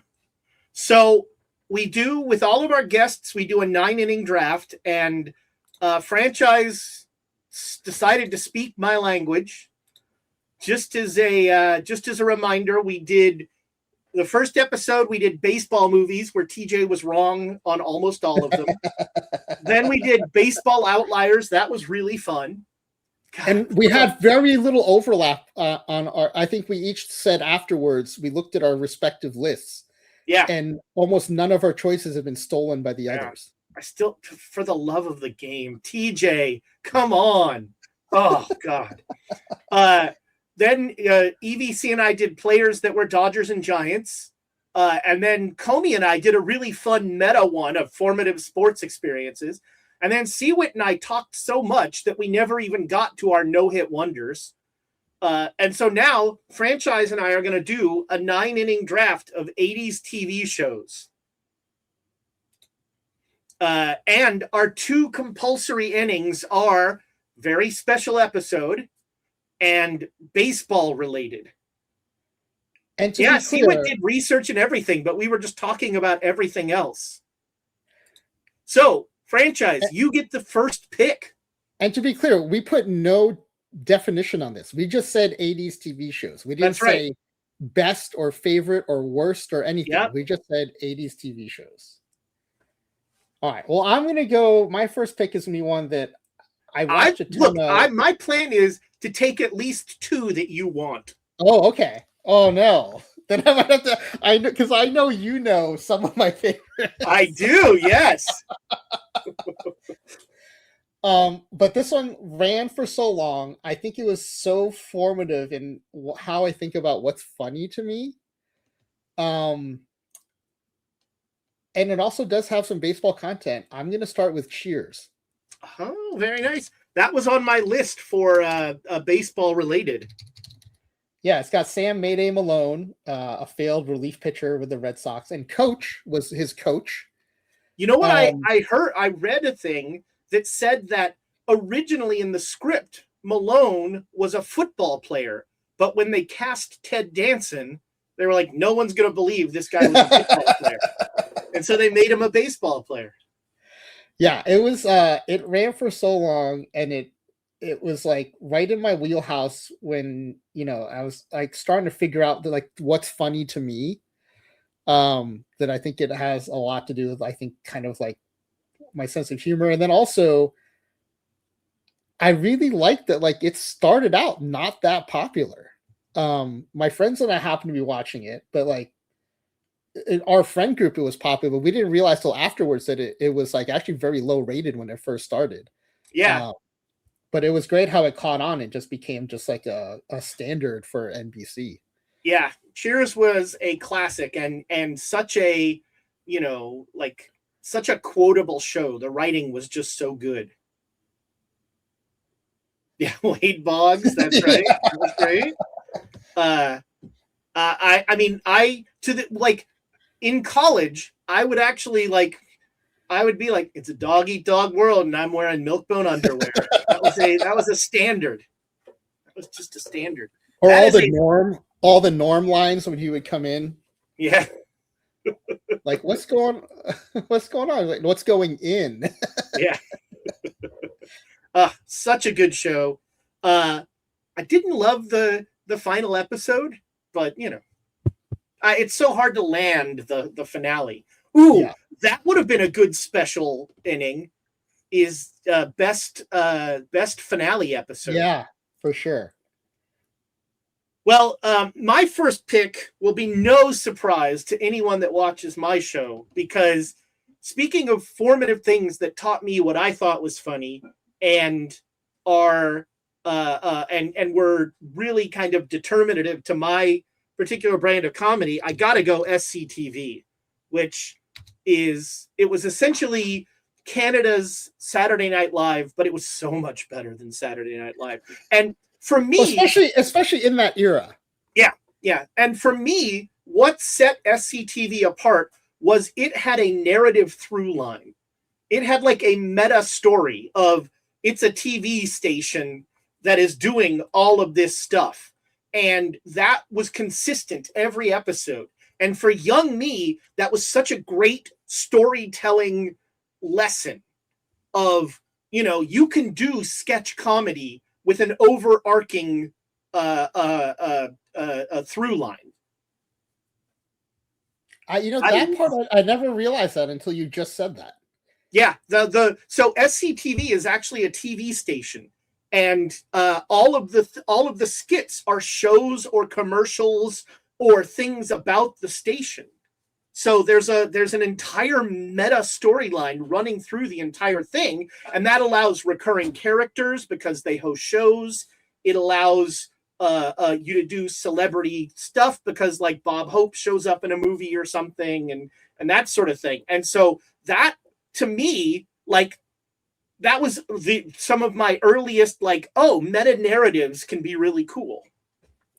I don't know if I just wasn't paying enough attention, but I never noticed that until you just started talking about it.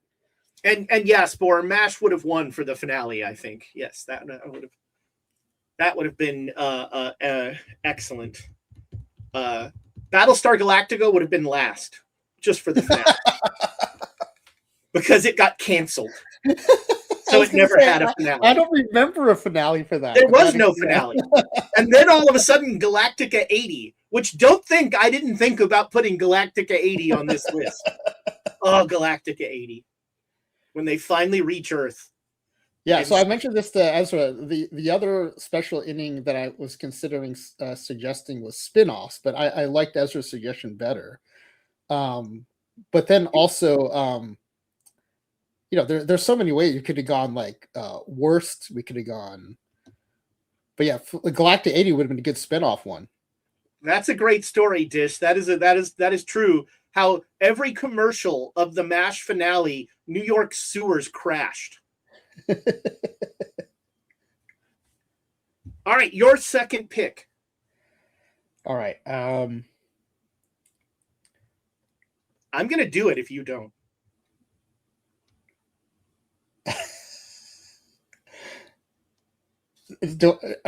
Are we talking about the same show? There's only one way to find out. All right, I'll take it now before you take it then. It's so dumb. I'm going Kate and Allie. Yes, Kate and Allie, man. I loved Kate and Allie. So this was a dual crush show for me. I had a crush on Susan St. James, one of the moms, and I had a crush on Ari Myers, one of the daughters. Yeah. Was she the redhead? She was the brunette. Okay, I had a crush on the redhead. Yeah. Well, then that's fine. We would not have had a conflict. Well, that's not creepy at all. Kate and Allie Dishnet was it was Jane Curtin, who had left Saturday Night Live fairly a while ago and hadn't done much. This was like her and Susan St. James coming back to TV, they were single moms in New York, and that was sort of the premise. And they each had a daughter the same age, and there was a son, I think was Jane Curtin's side of the family, who was like the younger brother. Yeah. Yeah. To get the cute kid factor in and the annoying brother. And it ran. How long did Kate and Allie run? It ran longer than you think. How many seasons? I'm gonna guess 6. No, I'll guess 7. It might have gone 7. It went 5. Oh, okay. Well, okay. I only guessed high because you said longer than I thought. I thought 3 or 4. Yeah, Kate and Allie. What a show. Wow.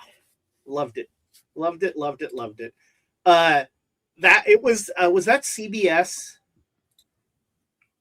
I don't remember. Feels like CBS. Let's see. Kate and Allie, an American. Yes, CBS. Wow. Why do I know that? That is depressing. All the things I don't know, and I know that Kate Nally was part of the CBS Tuesday night lineup. No, I haven't wasted my life. Why? All right, my second pick, I was totally going to take Kate Nally because it's just a good show. I liked Kate Nally. My second pick, well, you know what? We did SCTV. We're going to pull out another seventh inning stretch favorite and a frequent raid target. I love me Mal. That was the one I was going to potentially steal one of yours, but I had to prevent your steal of Kate Nally. So. Alf is almost as much as SCTV.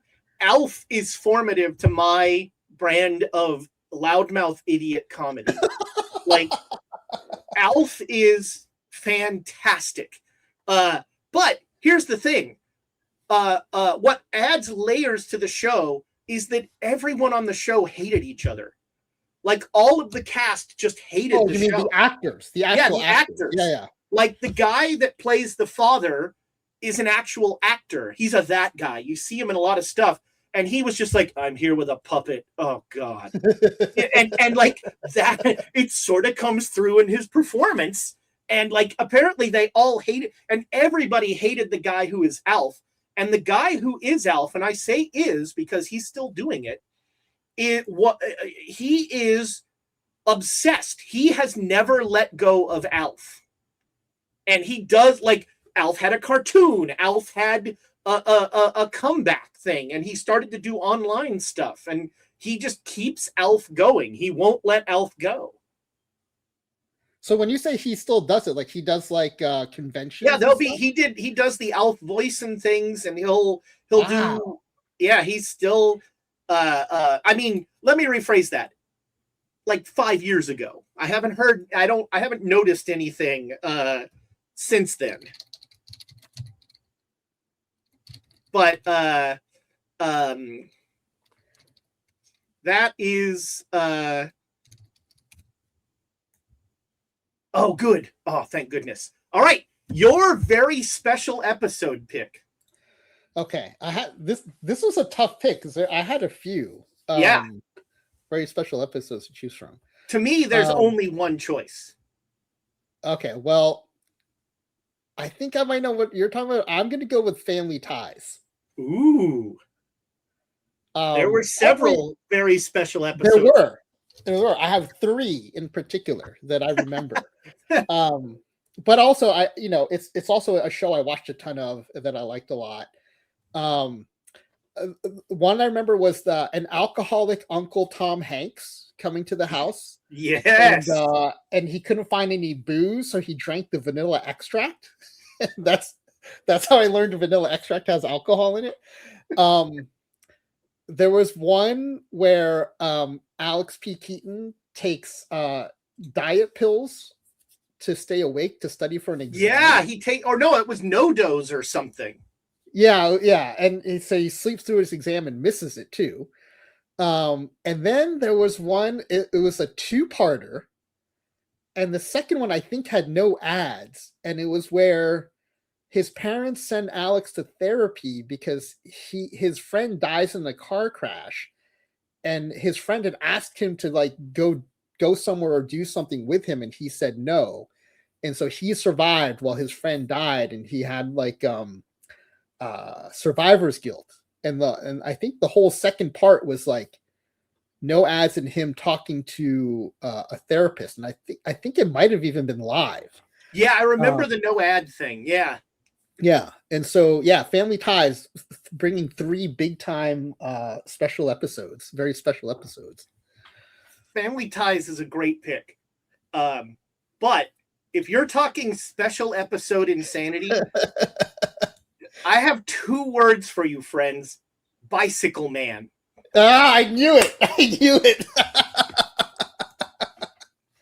I actually had to check to make sure this was in the 80s. So Different Strokes was a sitcom in the 80s that already had an incredibly offensive premise. Rich white guy adopts 2 street smart little black kids to give them a better life. And I think also part of the origin story is I think they were the kids of his former housekeeper. Yeah, that's right. Yes. Yeah, he adopts them. And so there were several very special episodes, including a drug episode that had Nancy Reagan show up and Mr. T in a bit of stunt casting. But that is nothing compared to the insanity that is a 2-part, very special episode of Different Strokes called The Bicycle Man. So Arnold, played by Gary Coleman famously, was the breakout star of the show. Sorry, Todd Bridges. But sorry, Dana Plato. Sorry, Dana Plato. R.I.P. to all of them, actually. To all of them, yeah. All of them. Sorry, Conrad Bain. But Arnold has a best friend, Dudley. And Arnold and Dudley befriend the guy who runs a bike shop, who is a very nice middle-aged man who's very kind to them. He gives them ice cream. He lets them watch cartoons. Isn't the actor from we'll get to that. We'll get to that. So Dudley and Arnold go to his house and have great times with him. And all of a sudden, the Bicycle Man starts to say, wouldn't it be fun to play a silly game where we all take pictures of each other? And yes, this is an episode about a pedophile in 1983 trying to abuse Arnold and Dudley. And Arnold, his shields go up and he runs away. Dudley is sitting in the house watching Fritz the Mouse. Don't Google that. They actually, I don't know if they licensed it, but they refer to a notorious cartoon called Fritz the Mouse. And watching that with his shirt off with this guy. But here's the thing. Gordon Jump plays the pedophile. Gordon Jump was already famous for his role as the TV shop owner in WKRP, which might make this list. Yeah, sorry, Fritz the Cat. Thank you for correcting me. The mouse is a whole nother thing in that. Again, do not Google that. But Gordon Jump was already famous because of that. And even here's why this show is on this list. Because in 1983, what was I? I was 12? Yeah, I think I was 12. Shut up, Cardinal fan. And we were watching this, and I turned to my father when Gordon Jump came on, and I said, in one of the earliest really good comedy bits I ever had, I said, what was that call from his agent like? Because you're in syndicated television. You know, you're doing okay, and your agent calls and it's like, hey, so 2-episode deal with Different Strokes. There's just one thing. I like, how do you decide I'm going to go from being the befuddled, beloved owner of WKRP to I'm going to be the creepy pedophile that tries to molest Arnold's friend Dudley? Do you think they backed up the Brinks truck for that? Or what do you think happened there? I think he was very available. I'm not sure WKRP syndication money is really, change your life money. Although I don't know. It was the 80s. But yes, so Different Strokes, and specifically the episode, The Bicycle, the 2-part episode, which had an amazing... Actually, the other thing is, they had a disclaimer at the beginning of each episode. It played in an hour block. And in the beginning of each episode, Conrad Bain had to deliver this super, wooden, this episode may make you want to have some serious discussions with your children. And, there are resources available and you can write to this address because, they couldn't say, go to this website. And so there's a whole minute-long spiel that Conrad Bain had to do at the beginning. And by the way, I mean, the reason we called it the very special episode is there were actual commercials before each of these, like in Yeah. the run up to all these episodes. Yeah. Where Next there'd be on like a very special Family Ties. with a very serious sounding voice saying on a very special episode. Like that phrase was actually used in the ads. Oh man. I'll be honest, the Bicycle Man is the whole reason I wanted to do this list. I could talk about that episode for like 2 hours, and just like all of the choices that they make in that episode are really things that should be examined. But it is your fourth pick. All right, I'm going to go Tracy Ullman Show. Oh, yes. Primarily because that's where I first saw The Simpsons. Oh, man. But it was so good even without that. No, it was. No, for sure, it was. And those Simpson shorts were also amazing. They were so good. Yeah, the early Simpsons stuff was much darker and like super cool. I always remember one gag in particular from the Tracy Ullman Show, which was a guy gets pulled over on a traffic stop, and the sobriety check that he has to go through becomes like a full-on dance-off. All right, now walk a straight line. Now jeté and go, you know. So if you are a Simpsons fan but have not seen these, I both highly recommend you go see them, and I highly recommend that you never watch them because the animation is so different. The Homer is like a straight up abusive dad. Yes, and his voice is slightly different. Yeah, it's a lot more like he's much more down here. Yeah, and okay, boy. Yeah, and it's like all of the problems and none of the lovability of the actual like the Homer from the show. yeah, they are all terrible people, and they're all like more pointy faced. Like the animation is a little different still, but definitely like the seeds are there, and like you said, the show itself was really good too. I think half of it went over my head at the time, but the parts I got were still like really funny, and I like that show a lot. Yeah, I'm a fan. I'm a fan of that. Well, I had to have at least one cartoon on here that wasn't Fritz the Cat, and so another seventh inning stretch favorite, Star Blazers, which was it is I didn't even think about those Japanese anime adaptations. Yeah, Battle of the Planets, baby. Yeah. So Star Blazers is a Japanese cartoon that was dubbed and brought to America. In Japan, it's called Battleship Yamato. And it has the bizarre premise of the Earth is an environmental disaster, and it's slowly being destroyed. And so Japan builds a spaceship out of a World War II battleship.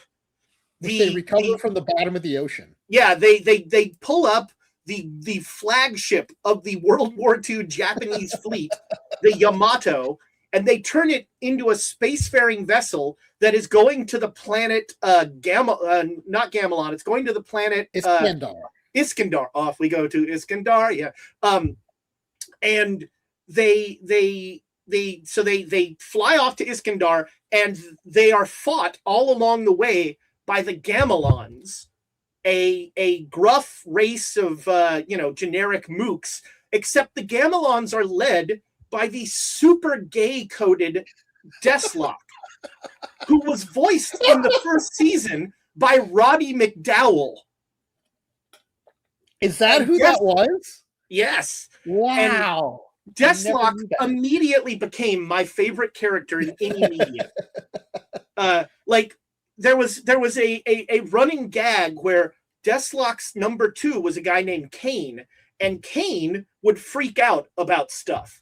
And Kane would come in going, "Leader Deathlock, the Star Force, blah, blah." And Deathlock would just go, "Don't worry, Kane," as he's holding like a goblet of wine, like with the stem between his fingers. And just like, I would like say to my mom, "Don't worry, Mom." Oh, love Star Blazers. I also love Star Blazers because my father taught me physics with this cartoon, because Star Blazers did not learn physics. So every episode, the Yamato would be damaged. They're in outer space, remember? And the ship would list and smoke would pour out of it going behind it. And my dad would just go, that can't happen. So my friends and I, we were, almost every episode would end the same way, which is they use the main weapon on the wave motion gun. All power to the wave motion gun. And they would blow up the thing that was causing the problem. And my friends and I were always like, why don't they just start with that? Like, well, why don't they use that first? You know, if you want to go a little later, that's the Voltron problem. Yeah. Voltron would form his blazing sword and destroy whatever's in front of him. Just form the blazing sword. We weren't savvy enough to realize that there would be no episode every episode. But the best part about Star Blazers was it tried to have a narrative. And so at the end of every episode, they would tell you what day it was. That's right. They had a year to get to Iskandar. And the announcer breathlessly would go, hurry, Star Force. There's only 73 days left. You know. And then young you would learn about syndication, because the next day, they'd be, hurry, Star Force. There's only 180 days left. You know, it'd be like totally out of order.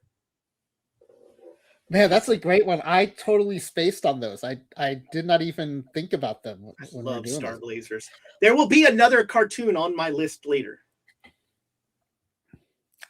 Well, Your fifth pick. Maybe now I'll try to figure it out and steal it. Okay, this next one. I was definitely the only kid in my class watching this show, and I watched it religiously. It was Miami Vice. Wow. It was completely age inappropriate. That's why no one else I knew was watching it. I had no one to talk to about it. But we would go on vacation, and I would ask my parents, am I still going to be able to watch Miami Vice? Are we going to be in the car, or at the time?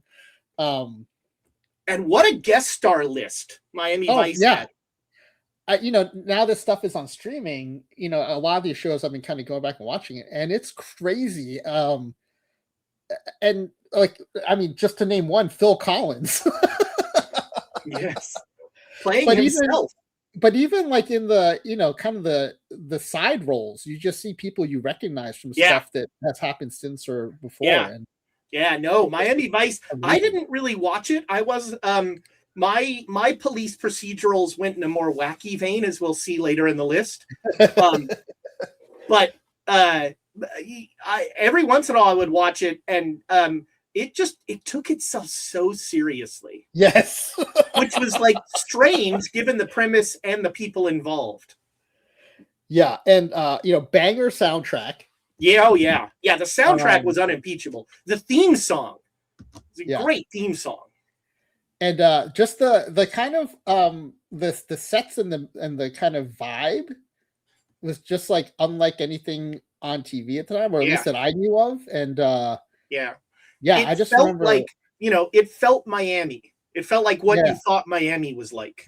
Yeah. And I didn't realize till later how much even just the way Don Johnson dressed became just a thing. Yeah. Because I was in elementary school watching the show that I had no business watching. Wasn't Edward James Olmos the captain for a while? He was the captain. Yeah. He was damn it, Crockett, play this one by the book. And I still reference Philip Michael Thomas anytime I see someone with multiple first names.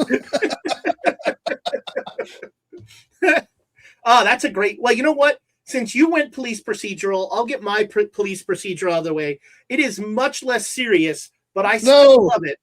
And it's Riptide. Oh, okay. I still have my other one then. Riptide, not nearly as good or as popular or as long running as Miami Vice. The Screaming Riptide, Mimi. I think. What now? The Screaming Mimi. Yes, the helicopter.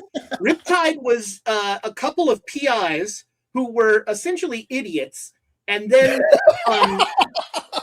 a nerd straight out of Central Casting, like out of Revenge of the Nerd. Like one of the people who was pitching the show watched Revenge of the Nerds and just went, get me that guy, you know, and they couldn't get Carradine, so they just got a Carradine impersonator who had a robot. And the robot was controlled by a Nintendo controller, essentially. But the robot was a key part of it. This show, it was, so they would, every episode, in a weird thing that, you know, some writer clearly came up with and they just were sold on, every episode, one of the two main characters, and once the nerd, and it was a big deal, gets their nose broken. And they have a contest, and they keep track of whose nose has been broken the most. And that was like the most engaged I was with the series. I was like, whose nose is going to break? Oh, I'm excited. Oh, Riptide. And yes, they had a pink Soviet Hind helicopter. That was the Screaming Mimi. And it had a mouth painted on it. I remember the mouth. Yes, it was a whole big thing. And they lived on a boat. It was just a ridiculous, beautiful 80s premise. So I think I talked about this on my stream. I apologize if I'm retreading this on your stream. I don't think you and I look, retreading is sort of my stock and trade. I read this article once that the reason there were so many helicopter shows in the 80s was because of all the returning Vietnam veterans who flew helicopters or rode in helicopters. Oh, interesting. Because what was Riptide, like early 80s? Oh, Riptide was early 80s. There's another helicopter show that almost made my list. Well, okay, so there's Airwolf, there's Magnum PI. Magnum PI had a helicopter. The Remington, has helicopters in it. Matt Houston had a helicopter now and then. Yeah, there you go. Yeah, and so I didn't realize a lot of this had to do with the fact that there were so many like servicemen who would piloted or ridden in helicopters. That was like a recurring theme. You know, T. Davis, the A-Team did not make my list. I was never a big A-Team fan. Largely because it's funny, my head was fine with the wave motion gun premise, but A-Team and let's just lock them in this barn with everything they need to make a tank. Like, why are you always leaving the acetylene in the barn? You're locking them in every single episode. Lock them in the barn, boys. There's nothing in there they could possibly make a weapon that will destroy us all. Every episode, it drove me crazy. But I ended up watching a lot of the A-Team because of a show that I may pick next. But it's your pick. All right, I'm going to go with one we've discussed on your stream before, which is Buck Rogers. Yes! Oh, Vampire Wilma, baby. So good. So I think the sci-fi of it, the Aaron Gray of it, and I think as a kid, like having the Gil Gerard of it. Well, yeah, but as a kid, having Twiki and Dr. Theopolis was like the kid proxy, right? Like you could identify with the little robot who was Mel Blanc. Yeah, when you told me that on stream as a 7th inch stream, I was like, "What? No way! How did I not notice that before?" Bitty. Okay, Buck. But yeah, and then the introduction of Hawk, who had his fighter ship that had talons as landing gear. Yes. Just amazing. And the classic Hawk starts out as a bad guy. Yes. And then gains so much respect for Buck. Yeah. Yeah. And he had feathers for hair. He had like really tight hairdo, but it was all feathers. Just the whole sci-fi of it, and getting to see it like weekly was because Princess Ardala. You could keep Princess Ardala. I was an Aaron Gray fan. I mean, look, you don't have. I was happy. It's funny. What does it say about me that I did? I was like, yeah, Aaron Gray's fine, and then evil vampire Wilma happened, and I was just like, hello.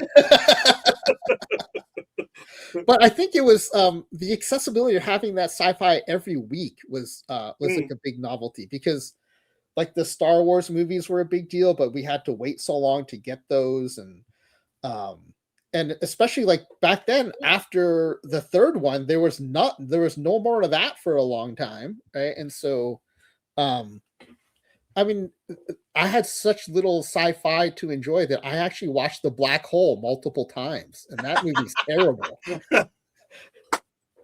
Maximilian. Yeah. Love it.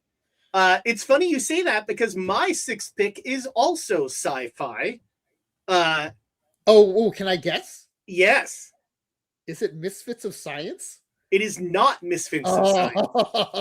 It is actually a show that came on after the A-Team, and so I would end up watching the A-Team waiting for this show. A show that was first 2 miniseries. Oh, V. Yes! V the series. Oh, V was the best. The miniseries V was like everything I wanted. It just injected into my, I think I have the novelization. Yes. I was going to ask you about that, because my friend. That is the novel of V. Let's see, what is the date on this? This book is older than Cardinal Fan. This was printed in May of 1984. So my friend got his hands on that. He was a very big reader, even though like all of us are pretty good readers. He was like the most extreme of us all, and he had his hands on that, and so we eventually all read it. And I think there's some baseball content, because one of the main characters was a former baseball player, and that's why he was good at throwing hand grenades. That's I remember right. that part of the book. Yeah. The Mark Singer character. Yes. Although in the book, I think is he an older guy in the book than Mark Singer actually was? I think so, yes. Yeah. Also, so first of all, the 2 miniseries were great. They introduced the idea of V is that aliens come to Earth and they come in peace, but it's a cookbook and they want to eat us. But they keep pretending that they are good, and essentially a resistance forms against them, and they start fighting the aliens. And but the aliens have lizard people, right? Yeah, they were lizard people, but they wore human skin. Yeah. They wore like fake skin, and it's a whole big plot point in the show when they finally rip off the. That's right, they want our water. They used that huge pipe in LA as a set. But like V, the cast of V, incredible. Mark Singer, we already mentioned. The evil mercenary that we're not sure if he's good or not was what's his name? The mean actor who's in Starship Troopers. Damn it. Michael Ironside? What now? Michael Ironside? Michael Ironside. Yeah, Michael Ironside. Why do I know that? Why do I know that? Yeah, Michael Ironside. And then the friendly visitor who sort of becomes a good guy, played by Robert Englund, otherwise known as Freddy Krueger. Freddy Krueger, yeah. He plays Willie, who becomes a friend and actually has it gets weird. Look, the second miniseries gets weird. He has a kid with a young girl, and it becomes like a hybrid weird Jesus lizard baby. It all gets weird. The TV, but so one of the coolest parts, the miniseries actually had a budget, and so they did a voice modulation thing on all the visitors, and so their voice was like, I don't know what you're about. They had like a hum in their voice. The TV series didn't have that kind of money, so they didn't do that. So they just ignored that. The TV series was not as good, but still, V was. Did I love everything about V? I remember being traumatized. My friends and I would like role play V. We'd like make up characters, and we had little ID cards, and we'd like one of the books had like an alphabet for their weird language, And we would like write each other notes in the alien language. Oh. Did we love V? Oh man. I remember being traumatized when I saw I think it was like the blonde lady eat a rat. Yeah. She did the distended jaw. Yeah. Well, that was Lydia. She was oh man, the whole fight between sort of the internecine warfare between the various visitor women commanders. Diana was sort of the supreme commander, and Lydia always wanted to be the second and wanted to be the lead, and she would like try and undermine Diana I could do a TED talk on V. Was it no V one would come. Was it V where they ultimately come up with like a red dust virus that yes, kills? They figure out a virus that will. Oh, spoiler alert! Sorry, spoiler alert for this 40-year-old show. But yes, they created this dust that would somehow kill the visitors, and so they start releasing it out of hot air balloons. That's right. Ridiculous. All right, your baseball-related 80s TV show. All right, I'm going to go. My next pick is also going to have baseball content. You better not take mine. I'm going with Growing Pains. Oh, okay. You did not take mine. Very interesting. And I have mentioned this on one of Sporer streams before. That the main family in Growing Pains is the Seavers. Right. And their next door neighbors are the Kuzmins. What? Yeah. And as a Mets fan, I was like, what? The first time they revealed the neighbor's name, I was like, I knew what that was. I was like, what? And so was there a celebrity appearance? No. That was apparently one of the writers was a big Mets fan. And okay. So they wrote that in as the Seavers and the Kuzmins. That's hilarious. The Seavers and the Kuz. I love it. And the other thing I loved about that show, I've mentioned this on my stream before. So apologies to anyone who's hearing this twice. But do you remember the name of who was the oldest son? The Jesus guy now. He's in Left Behind. He was played by Kirk Cameron. I'm trying to remember his character's name. Mike Seaver. I think Mike was the dad. I think. No, Alan Thicke was Jason. I remember that. Oh, okay. Then it is Mike. The oldest son was Mike. Ben was the younger son until they thought Leonardo DiCaprio was cuter than him. Do you remember the name of Mike's best friend? Wasn't it like Booger or something? It was Boner. Boner, right. Boner. And then it's revealed. Do you know Boner's last name? Oh, no. Erectus? It's Boner Stabone. Stabone. Oh, nice. And then there's a reveal eventually. Do you know Boner's father's name? Oh, no. Bob Stabone? Sylvester. Sylvester Stabone. Like, every time I think of it, I think of how they must have been dying in the writer's room as they're coming up with this. Sylvester Stabone. That is fantastic. Wow. So there's a reveal in the show, and they go, wait, your dad's name is Sylvester Stabone? Oh, so good. But the Seavers and the Kuzmins, like that is fantastic. Yeah, I appreciate that so much as a young Mets fan. Well, you tell me 80s show with baseball content, there can only be, for me, one answer.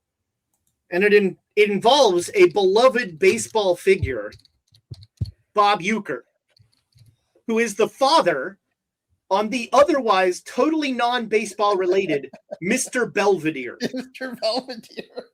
The premise of Mr. Belvedere is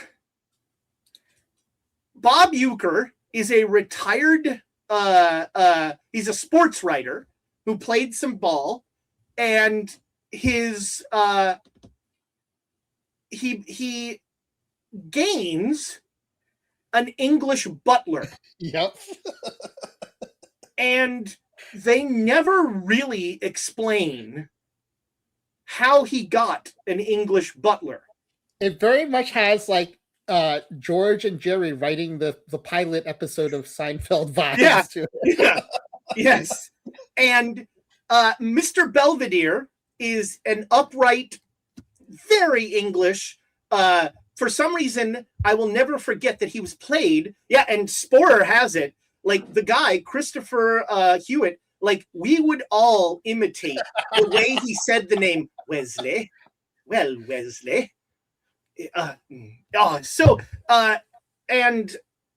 So this show is like that's the whole premise. Bob Uecker has an English butler. We all learned something.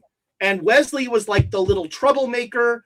And then they had a daughter who was in high school, I think. And you know, and like, of course, the put upon 80s wife, which could have been one of our special categories, is just exasperated 80s wife. But like the meat of the show was this odd couple Wesley Belvedere thing where like every time would be yeah, oh yeah, Spore. Yeah. So I almost used it if the Bicycle Man weren't the absolute most ridiculous thing that ever happened on television, I would have picked Wesley's Friend, an episode of Mr. Belvedere, where one of Wesley's friends has HIV.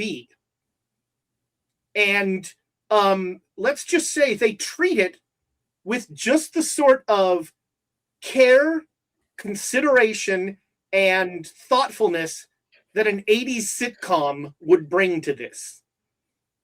It is ridiculous. What I did not know until I actually did some research is that these are based on books. What? There were, in the 40s, there were novels of that were just Belvedere. And no there was way. a whole thing about, and in that one, they explain that Mr. Belvedere is a butler who thinks he's too good for everything, and he gets hired by a babysitting service for 3 bratty kids, and he is writing a novel about these kids the whole time.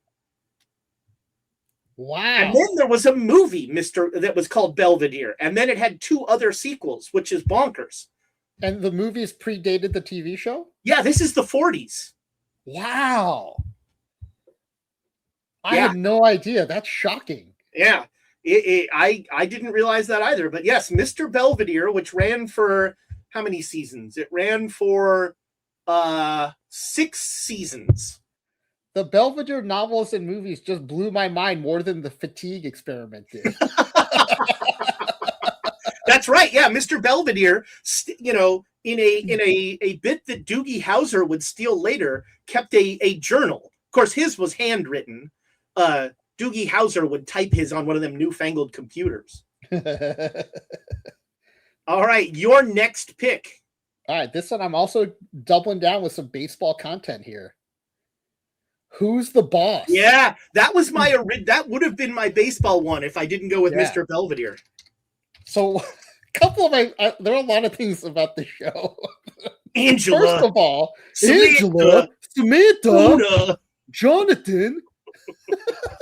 I like how we both have a Tony Danza impression.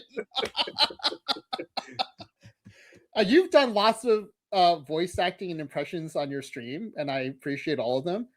Tony Danza in Who's the Boss is the only one I have.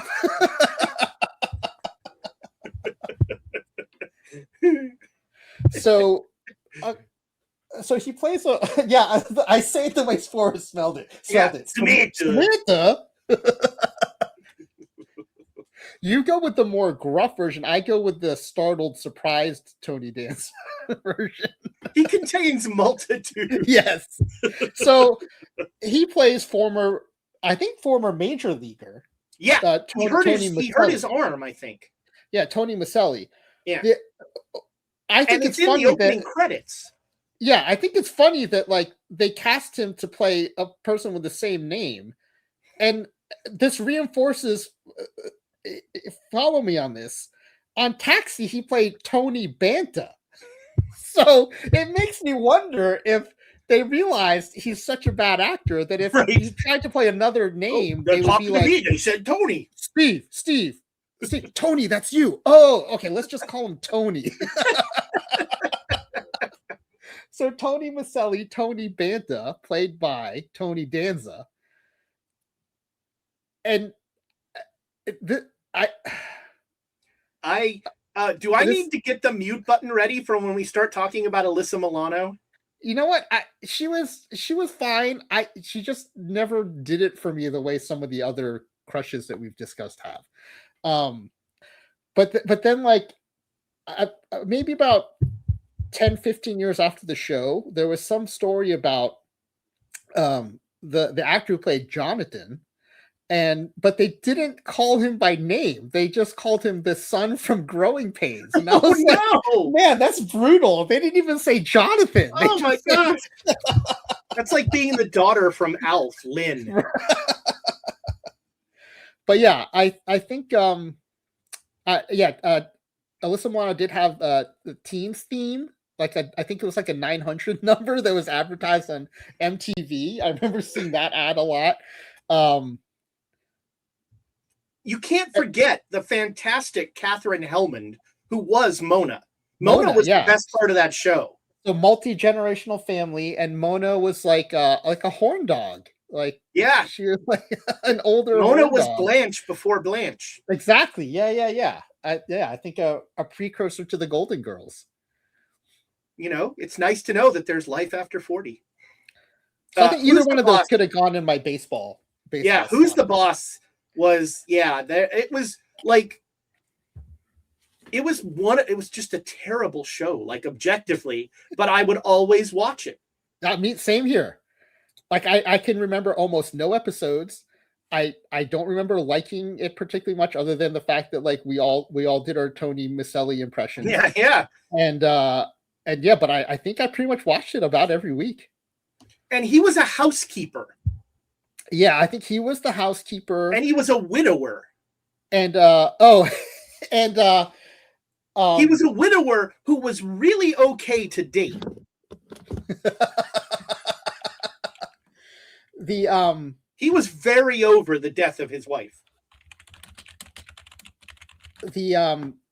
Judith White was Judith White played the.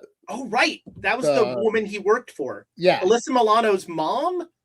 Yeah, and Mona's daughter. So mother of Alyssa Milano. Oh wait, no, Alyssa Milano was Tony Danza's daughter. Oh, you're right. Jonathan was Judith White's son. Yeah. So can I hire a housekeeper and also house his daughter, please?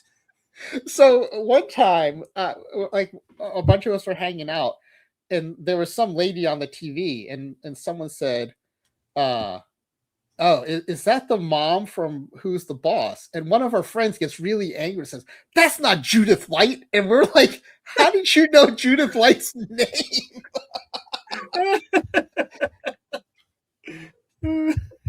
Oh, Who's the Boss is a fantastic pick. It is super 80s. Yeah, that's what I was going to say. It's probably like one of the most 80s of the ones I've picked here. Yeah. I said there would be another cartoon, and to this day, I love G.I. Joe. Oh man. It is first of all, the comic books are bonkers. Like weird stuff happens in the comic books. It gets super weird. But the animated show was weird enough because it would take comic book stories and then make them sort of made sort of okay for TV. But like when you got to Serpentor, oh god, you could just inject Serpentor into my veins. Serpentor was Cobra was an evil terrorist organization that was run by the Apple Dumpling Gang. It was just an incredibly incompetent evil terrorist organization, but because Cobra existed, we had to create an extra governmental military force called G.I. Joe.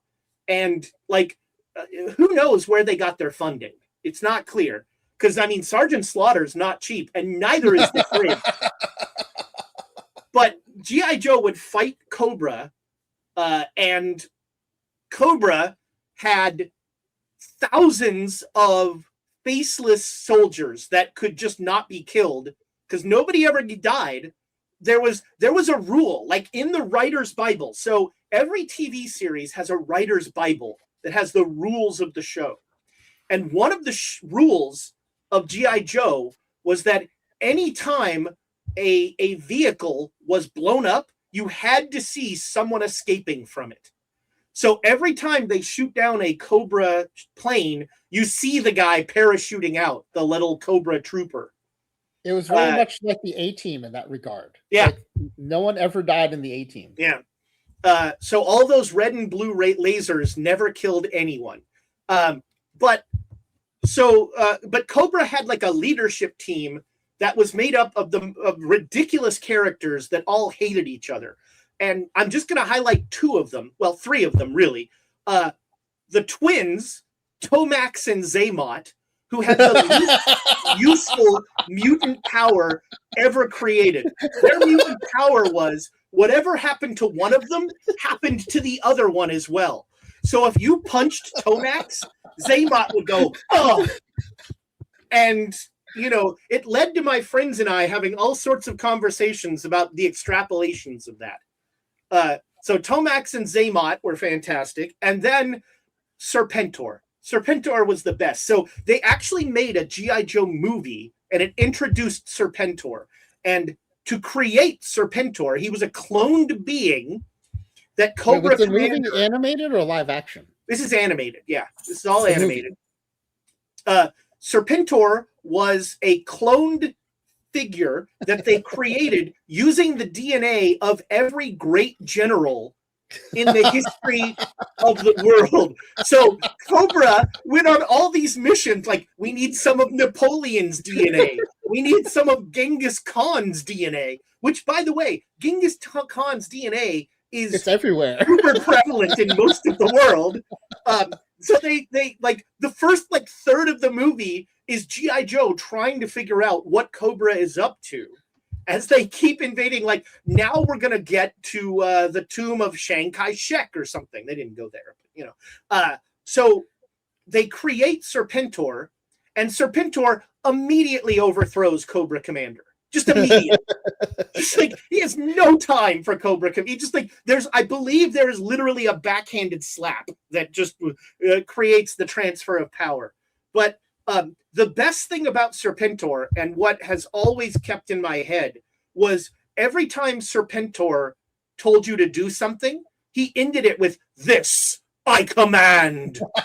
And I said, "This I command," for like months. Oh. So is Serpentor the same as Cobra Commander? No. Cobra Commander, get ready for a G.I. Joe lore dump. Boy, look, why is everyone leaving? So Cobra Commander is actually like a schlub. He was a used car salesman who ended up in the town of Springfield, which was Cobra's like cover. And he just starts to lie his way and Peter Principle his way to be the commander of Cobra. And he creates this whole thing where the Cobra Commander wears a mask and never takes it off. And so he kills the original Cobra Commander and puts it on, and he takes over. It's like the Dread Pirate Roberts. Yeah, a little bit, yeah. But Serpentor is just a badass who's like, "You're an idiot. I'm in charge." And so then Cobra Commander helps G.I. Joe defeat Serpentor. Wow. And Cobra Commander, the same voice as Starscream from the Transformers cartoon. So you can bet I did real damage to my voice trying to do Destro! No! I would like sit there and try and impersonate. Was Starscream the boombox that the cassettes would come out of? No, Starscream was the the jet that would always try to stab okay. Megatron in the back, and then would apologize before Megatron destroyed him. So Starscream did a lot of Megatron, no,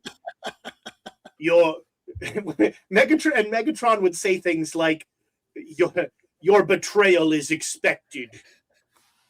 Well, I missed a lot of canon by not seeing that movie. I only ever saw the TV shows, the little. Yeah, well, they would show sometimes the movie as because I saw the movie on TV. Wow, yeah, I completely missed that. I only knew and I sort of jokingly referenced it, but in the movie and in the TV show, both Sergeant Slaughter and William the Refrigerator Perry joined G.I. Joe. Well, I remember there being one of the plastic 3.5 inch figurines was they had a Sergeant Slaughter one, and they had a fridge. The fridge you could only get by sending away the back of the little UPC points or whatever on the back of things. And the fridge, the best part of the fridge was his weapon was a Morning Star. D&D geek here. A Morning Star is a shaft with a chain, and you swing it around. And he had a Morning Star that was a football. Loved it. So it's like a metal football at the end of the chain. Yeah. That's amazing. And I mean, look, we haven't even gotten into knowing is half the battle yet. Yeah. Which is also fantastic. That's the main tagline I remember. Yeah, G.I. Joe. I would rush home from school probably 2 years later than I should have, because G.I. Joe and Transformers was a 4 o'clock block, and I didn't want to miss that. All right, here it is, your last pick. All right, it was hard to narrow down. I know. By the way, when we're done here, I'm going to do a couple of my drafts, and then we're going to raid over to Franchise. Are you rerunning an experiment tonight? Yeah, I'm going to do the fatigue experiment, but without the bench players being worse, just to see. I would assume the 95% team would do the best in that one, but we'll see. I'm really interested. I'm going to hang around for that. So I'm left with a bunch that I wish I could have taken. Me too. Me too. There'll be some honorable mentions here. Okay. So then I'm going to close with the Wonder Years. Oh, yes. Winnie Cooper. Now, for me, it was the older sister. Oh, wow. Played by Olivia Dabo. Yeah. Yeah, the hippie. Yeah, I mean, it's a nostalgia show of an era I never experienced, but it hit right in my wheelhouse, right? It was airing right in my wheelhouse. So, yeah, just like the period sets and the period clothes, but I think they tried to make universal themes and episodes, and I don't know. I always thought Kevin Arnold was super annoying, but I like the big sister. I thought Winnie Cooper was cool, I think I don't know, just for at least the first few seasons, just to me, it was just a perfect show. What drove me crazy about that show was the voiceover stuff. No, and how every episode, Kevin, the voiceover would go, "I knew then my life would never be the same," and I'm like, every time. Wasn't that Daniel Stern of the Wet Bandits? Yeah, it was. It was Daniel Stern. That's right. Oh man, so many freaking shows.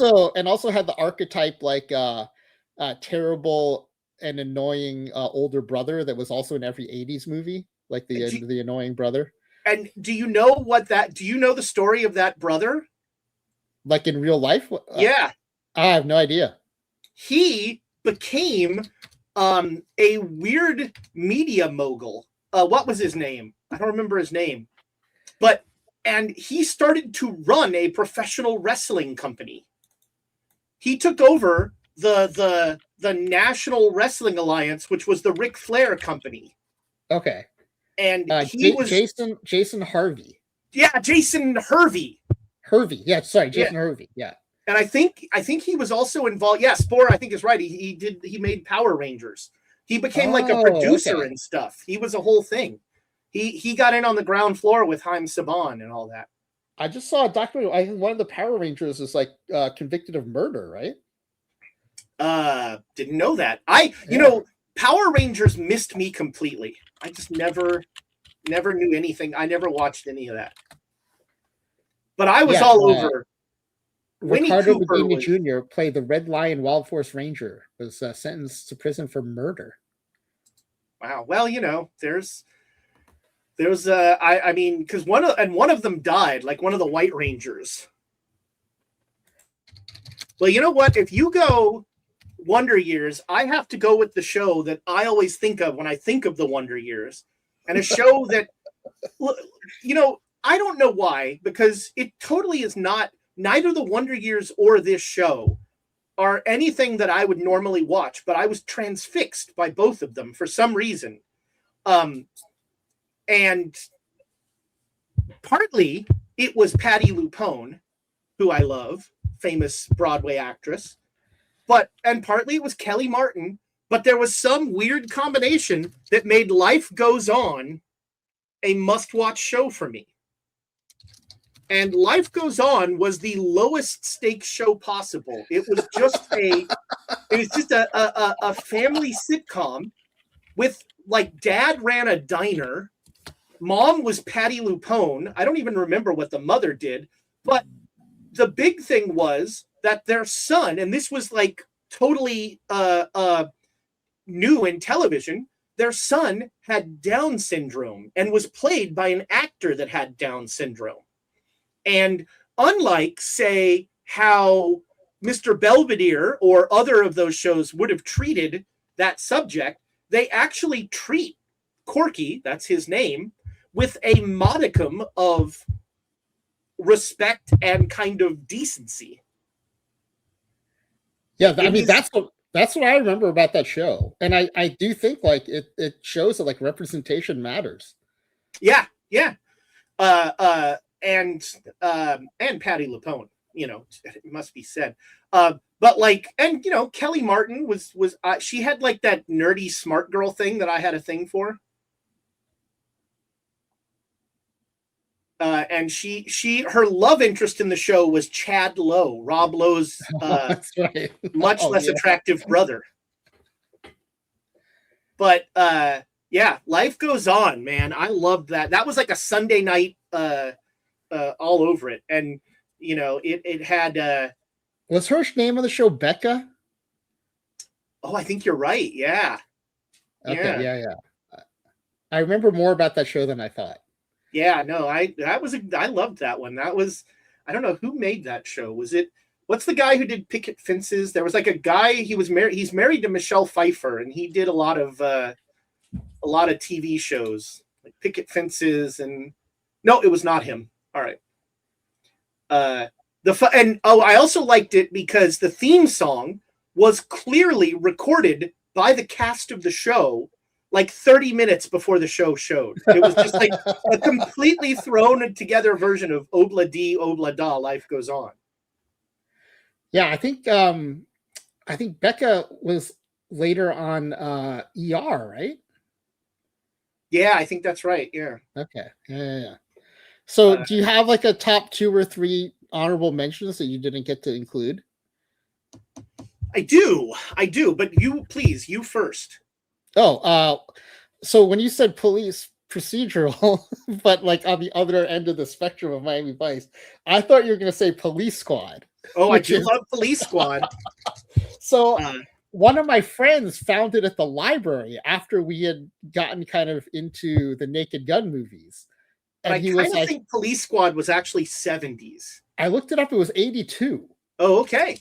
Yeah. And so unless it was re-released in 82, I thought it was 82. But no, if I were going to go absurd police procedural, I would go for something that I am going to make an honorable mention: Sledgehammer. Oh.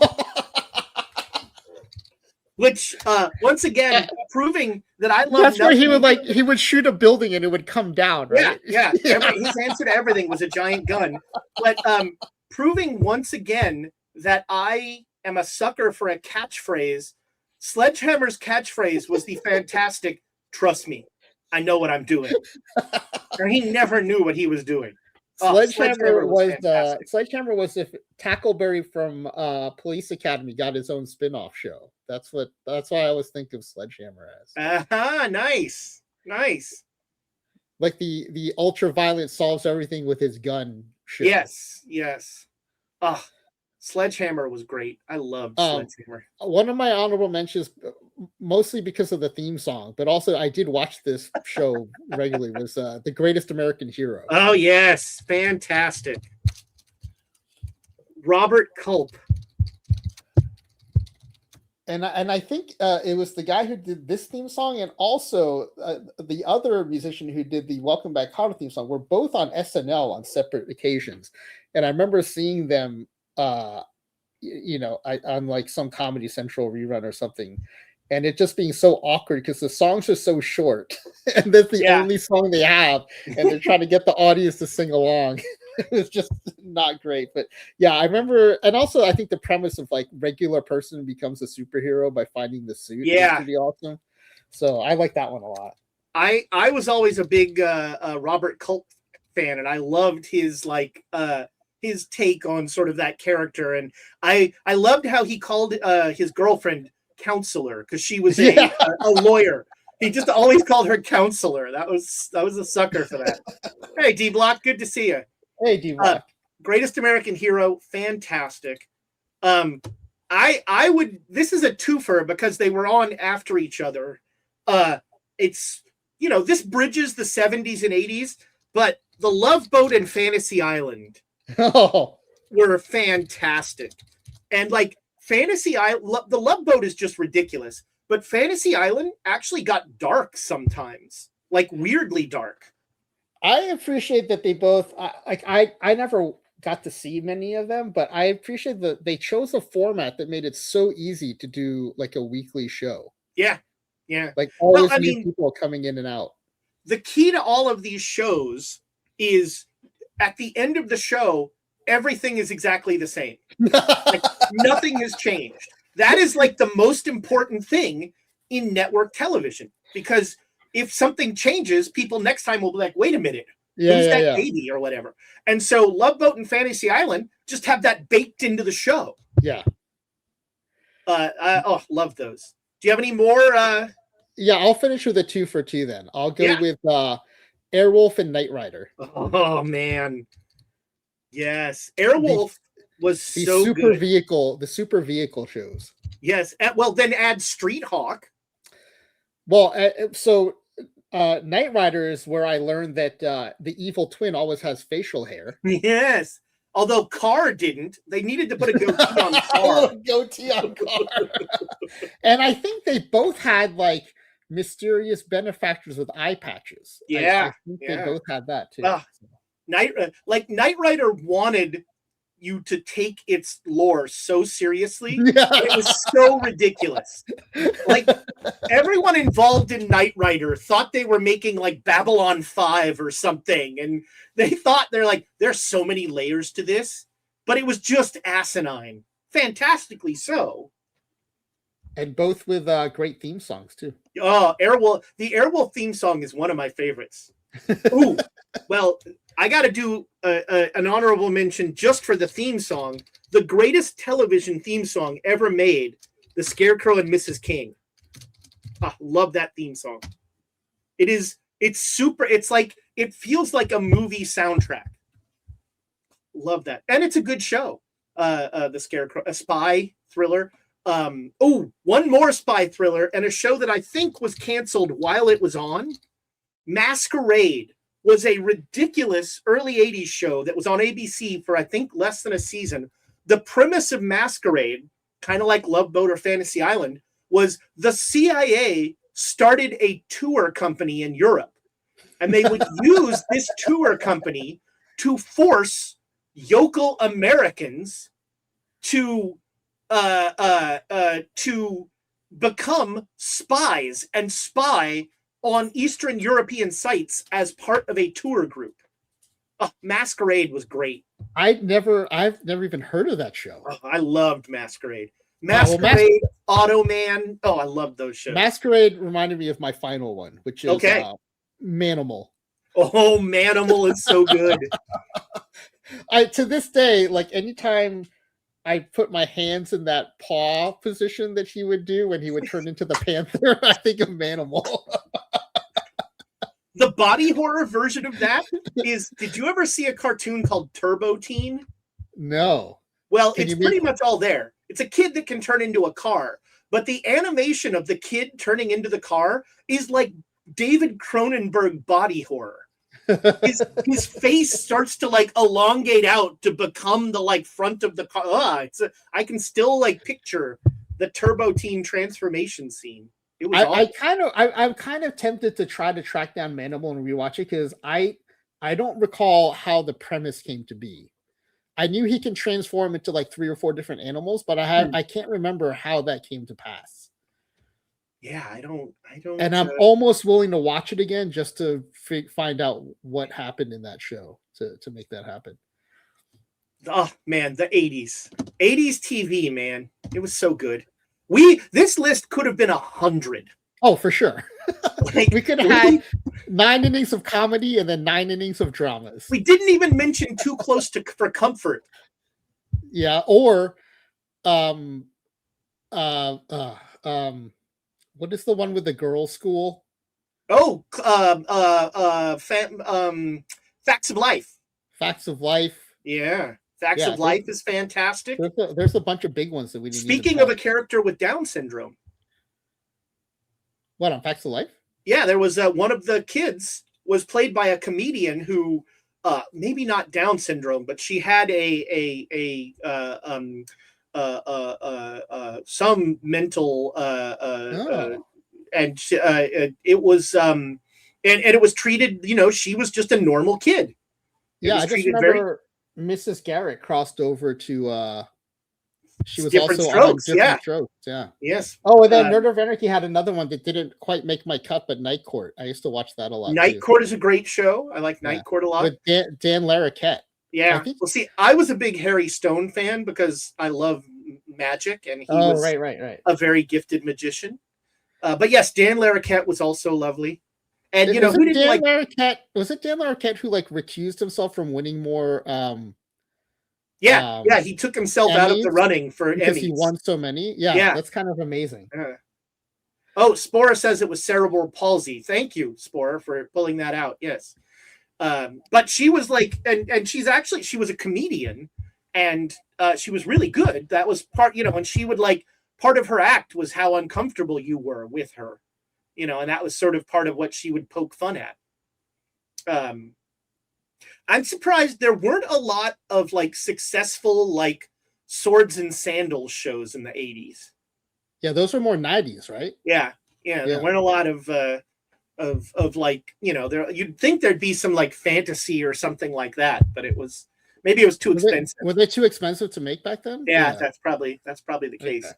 Oh man, we should do this again, just 80s theme songs. Oh, for sure. Yeah. It would be a different list. Yeah, there's all kinds of ways we can take this. Yeah. I don't know if we can do WKRP now that he's the bicycle man, T. Davis. I don't know if we can. Although he did have the best line in WKRP. As God is my witness, I thought turkeys could fly. Love it. Just like I think Bicycle Man for Different Strokes, I think like the turkey drop, right? For WKRP. Yeah. When I think of WKRP, I just think of the thing. I think of Les Nessman forcing people to open the door to his non-existent office. I loved that. He like drew a thing on the floor, and like he would just ignore you unless you knocked on his fake door. Les Nessman was like, that was an early example. Like somebody was like, somebody today would watch that and go, he's on the spectrum, I think. They would figure that out. I think we eventually hit everything on my list. I think, yeah. I mean, look, I've got a lot of like, I could put Automan on here. I could Oh, put I've got Remington Steele and Moonlighting. Those are the two that I Remington know. Steele's fantastic. So Moonlighting is really good. Moonlighting finally started streaming. I think they had a lot of rights to clear. It might have been like music related. Yeah, there's a lot of, because Bruce Willis would like sing, soul Yeah. music every chance he could get. And no one had considered streaming rights when those shows went into Yeah. syndication and stuff. And And so Moonlighting is fascinating because it is that rare show where the guy who is the show is built around almost immediately becomes too famous for the show and clearly starts to not want to be there. and it's kind of weird to watch, like it's kind of weird to watch like the second season and just be like, Bruce Willis was clearly mailing this in. Yeah, I remember loving it, but like once I saw it on streaming, like it kind of didn't hold up. Like the part of it was that the dynamic with Bruce Willis. I think also like the pacing is so different from what we're used to now. Yeah. That even episodes older shows are hard. Yeah, even episodes I knew I liked, I'm like, wow, like this is taking forever to get started. Yeah. That and that's true like across the board, really. Yeah. So I was a little disappointed when it finally came to streaming. Then I watched it, I was like, oh, like yeah, I don't know if I would recommend this to anybody. Was the Incredible Hulk 80s? I would have assumed it was 70s. I think it's 70s, but I'm not sure. It started in 77 and it ended in so it did. It went to 81. But, that pretty squarely 70s though, I would say. That is a 70s show for sure. I do remember that right after the Incredible Hulk, they did like a series of superhero like made for TV movies with like the most Buster Captain America possible. Like, I'm going to put up a picture of this Captain America because it is fantastic. This guy. My friends would call that the Bobo Captain America. Like the poor man's version is just the Bobo version. Let's see here. This guy. Here we go. Oh, it's 79, so technically not in our purview, but he's essentially wearing a motorcycle helmet and his shield is lucite. The motorcycle helmet as part of the costume is great. yeah, it is really sad. Like, let's see here. Here we go. Boom. So that's Captain America. That is amazing. He looks like Super Dave with a shield.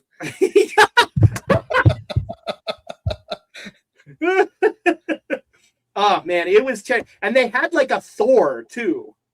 Wow. Oh, but it's actually Captain America. I thought you were saying no. This is totally licensed. Oh, yeah, wow. Thor 1988. Let's see. Yeah, here is Hulk and Thor in 1988. They did a Hulk and Thor, The Incredible Hulk Returns. And Hulk met Thor. 1988 seems so recent for something so bad. No, there were plenty of bad things done there. That's true.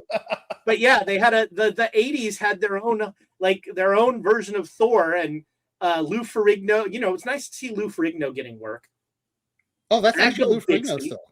Oh, that's awesome. Yeah, I remember that very well. That one. All right, franchise, you need to go get ready for your stream. Yeah, I'm going to go back in this closet door behind me and get ready to stream. I'll try not to snore too much. Thank you. Next time, we should do the 9 innings first, so people have to sit through us babbling before they get the nuggets from the experiments. Right. I want to see your experiments. Well, first you're going to have to hear about all of our favorite Who's the Boss episodes. First, you have to hear about the Screaming Mimi and our competing Tony Danza impressions. We're gonna do a tight 30 minutes on Magnum PI. All right. Well, thank you for hosting. It's always a super fun time. It's awesome. So what? I don't even want to know what that's about. Um, although, All right. I'm gonna it's put some disturbing images in my head. I'm So gonna jump off and reboot. Right, while Franchise reboots his computer, which apparently is is run by squirrels on treadmills, he is going to get that figured out, and I'll just take him out there. We are going to do a couple of drafts because I need to do them. So let's see here. Let me change this real quick. There we go. That's better.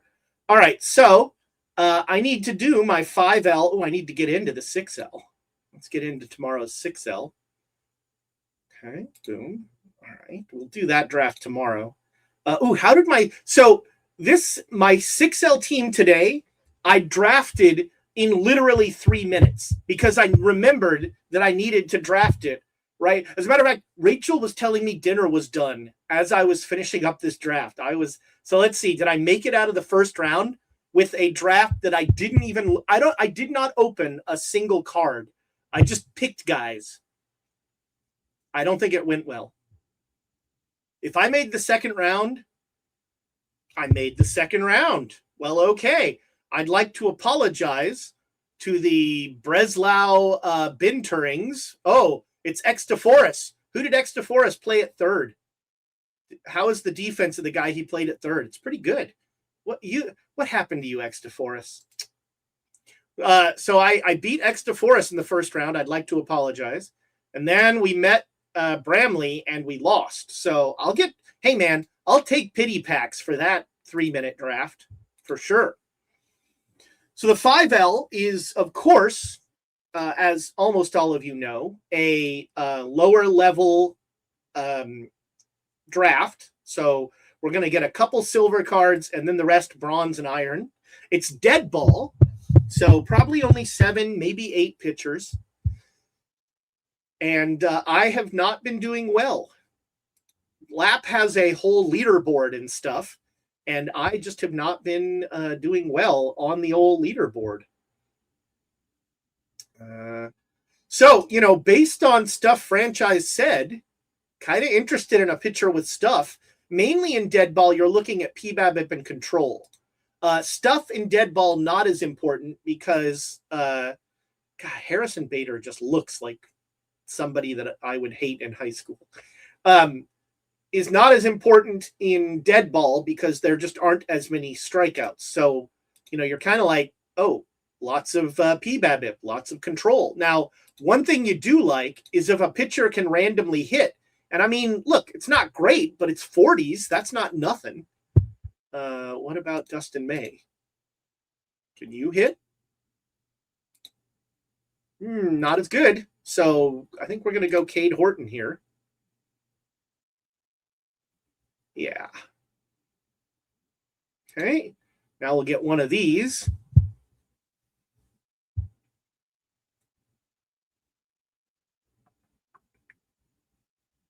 You end up still live cards are really good in this draft because they tend to have a lot of positional flexibility and they tend to have. So the main thing that I'm looking for is gap power and speed. So I'm looking at players that have, for offense, I want a high gap power and speed.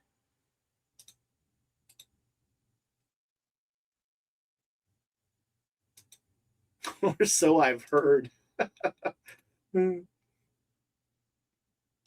Look, I'm the one that was talking about Bicycle Man, so I'm living in a glass house. Wow, no gap power and speed. We either get gap power and no speed or speed and no gap power. Joe Green. That's gap power and speed. Not a great BABIP. But I think I'm still going to take him just on my gap power and speed theory. And because nobody else is really setting my world on fire. Although there are some good BABIPs.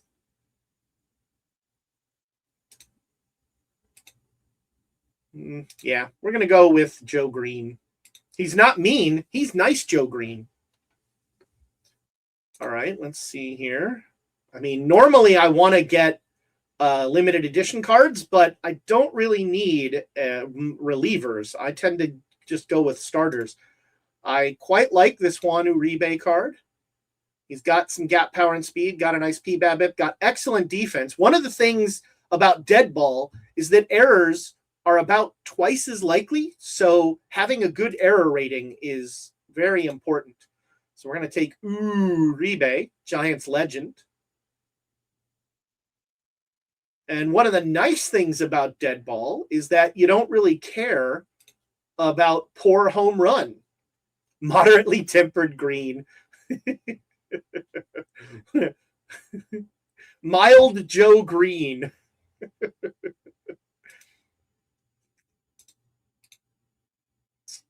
Maybe Hart's a little more interesting.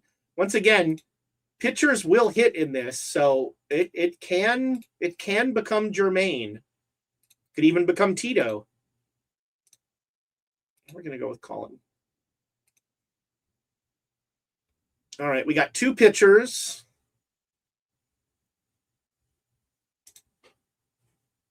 Unsurprisingly, a lot of the dead ball cards have excellent gap power and speed. This guy can sort of play all over the place, but it's not great. But given what Franchise was just talking about with catcher defense not mattering, this is a very nice catcher to have on the team. I have Uribe at shortstop.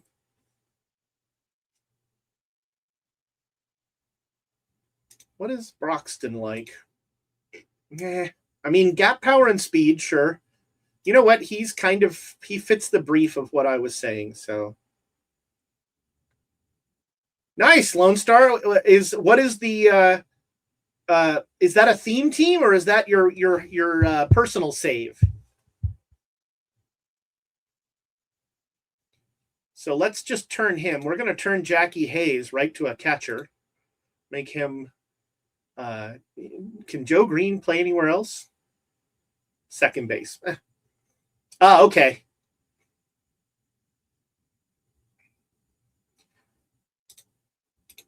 Whitey Ford is a little splitty and kind of only okay.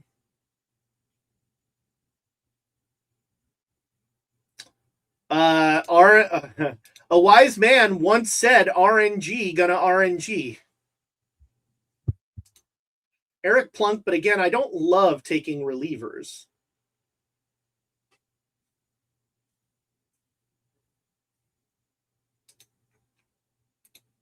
Morales is fine. 75 saves. Wow. I mean, here's the thing. Scherzer is actually not a bad dead ball pitcher. Scherzer is good in dead ball. In real life, he's, alarming. But in dead ball, he's not bad. Ironically, well, not ironically, but Satchel Paige, not a good dead ball pitcher.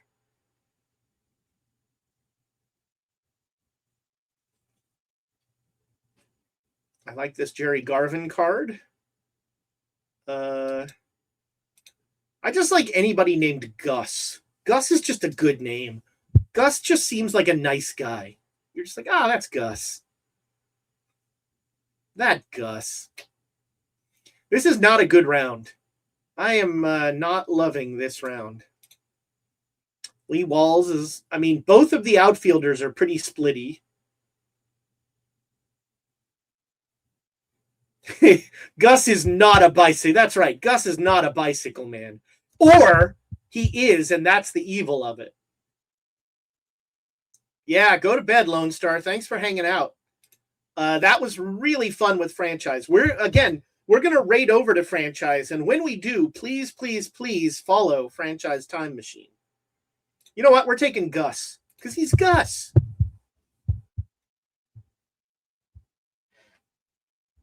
Gus is the second most famous groundhog? Who's the first most famous groundhog?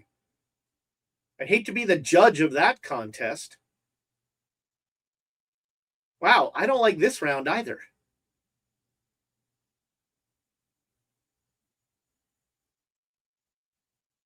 Ah, Punxsutawney. Oh, sure, okay. So who's Gus then? I thought Gus was the name of one of the, because I thought Punxsutawney Phil was a, um, not to go back to 80s TV shows, but I thought he was a Voltron of many different groundhogs. Maybe McDowell. I don't love it, but I guess. And then we'll take Eric Miller. I guess. Meh. Like, I just assumed there wasn't actually a Punxsutawney Phil. There were just like 87 groundhogs that here's Punxsutawney Phil. Or it's like that weird that college that has a dog that every time it dies, they just name him like the new one, 7 or something. Gettysburg Gus. I like that. Gettysburg Gus. Yeah, Arnold Carter is not bad. I mean, that's kind of wasted, but I like everything else. So let's take Arnold Carter. Hopefully he can save Dudley.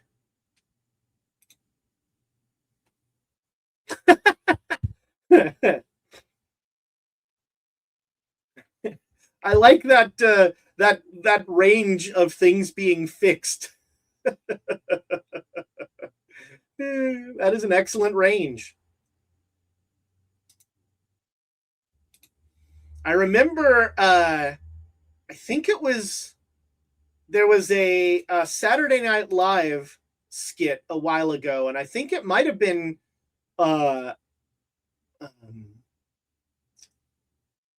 John Larroquette actually, but the shtick of the episode of the stick of the skit was that Larroquette died and he went to heaven, and the angel was like, you know, once you come to heaven, you learn all the secrets of the world. So do you have any questions?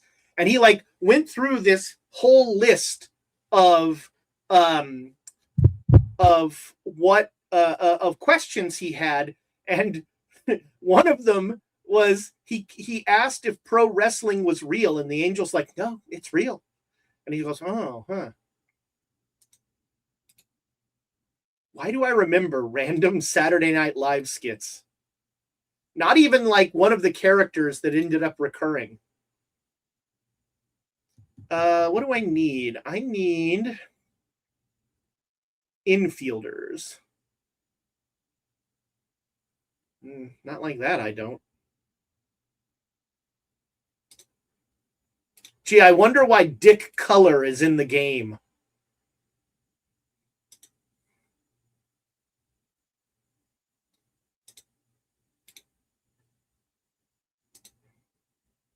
He's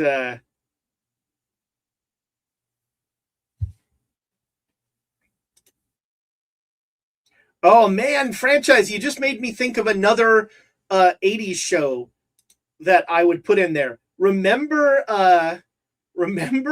how creepy Jack Palance was in Ripley's Believe It or Not? Oh, I loved that. I think I actually did a 7th inning stretch. Somebody put on YouTube like a 10-minute supercut of every time Jack Palance said, believe it or not. Oh yeah, I did it as a 7th inning stretch, and it's fantastic. It's just minutes and minutes of Jack Palance finding a new way to creep you out by saying, believe it or not. Oh, Jack Palance. Now, if we did 80s movies franchise, Hawk the Slayer would 100% be on there, because Hawk the Slayer, crappy basic fantasy movie, but Jack Palance clearly did not get the memo. He's in a different movie. He is just chewing scenery left, right, and center as the bad guy in Hawk the Slayer. I love Hawk the Slayer. Hawk the Slayer is like their budget was so low that like the fellowship, their little group, has a dwarf and a giant, and the dwarf is like 4'10" and the giant's like 6'9". Like the difference is not that great. Man, Hawk the Slayer would come on. Beastmaster is also a classic. When Hawk the Slayer would come on TV 44, and whatever I was doing, it stopped, and I would watch the rest of Hawk the Slayer. I kind of don't need anything, so it's just the saddest version of best player available. Or best name. Portman is scat power and speed. That's kind of what we're doing, so we'll take him. Our last pick here, and oh, wait a minute, is he the good one? That's right. That's what it's gonna be now. Every once in a while, it has a baseball theme. You know, we did a 9-inning draft with some baseball content. God, TJ was so wrong. His baseball movies, it was just terrible. And we'll go boom, and we'll go Casey Stengel. Yeah. Hawk the Slayer wants to be and Krull. Krull was like, we thought it was so cool that guy had a ridiculous boomerang that was essentially an arrow bee. He overthrows evil fantasy empire with an arrow bee, and we ate it up. Krull. I learned that Krull was one of Liam Neeson's first movies. Yeah, Hawk the Slayer is a fantastic one. Like, maybe I'll have to do the trailer for Hawk the Slayer as one of the as a 7th inning stretch soon. All right, we are going to raid over to Franchise Time Machine, who has been very patient as I have been doing silliness and talking about more 80s ridiculousness. And oh man, 80s movies would be a whole nother thing. And the problem is, like, there are so many good 80s movies, but I just want to do bad 80s movies. That would really be my jam. Let's get in the live silver. Do I have a live silver team? I do. Excellent. That was great forethought, me. All right, let's head over to Franchise. Remember, he's redoing the fatigue experiment tonight, so that should be very cool. Looking forward to it. Don't raid Alf. Don't raid Alf. Don't raid Alf. I want to raid Alf. Ah! Alf was another one of my first impressions. I practiced doing the Alf voice. Hey, Willie! Thank you, friends, for hanging out and for getting to know Franchise Time Machine a little more. We will be back with After Talk. Probably not next week. Honestly, I'm going to be not streaming a lot for the beginning of May, and then we'll figure stuff out, going through some family bereavement stuff. So we're going to figure out my schedule. Streaming is very far down the list of my priorities right now, but I really enjoy it, but you know, life is the important stuff. So let's head over to Franchise. Thanks for hanging out. Goodbye, internet friends.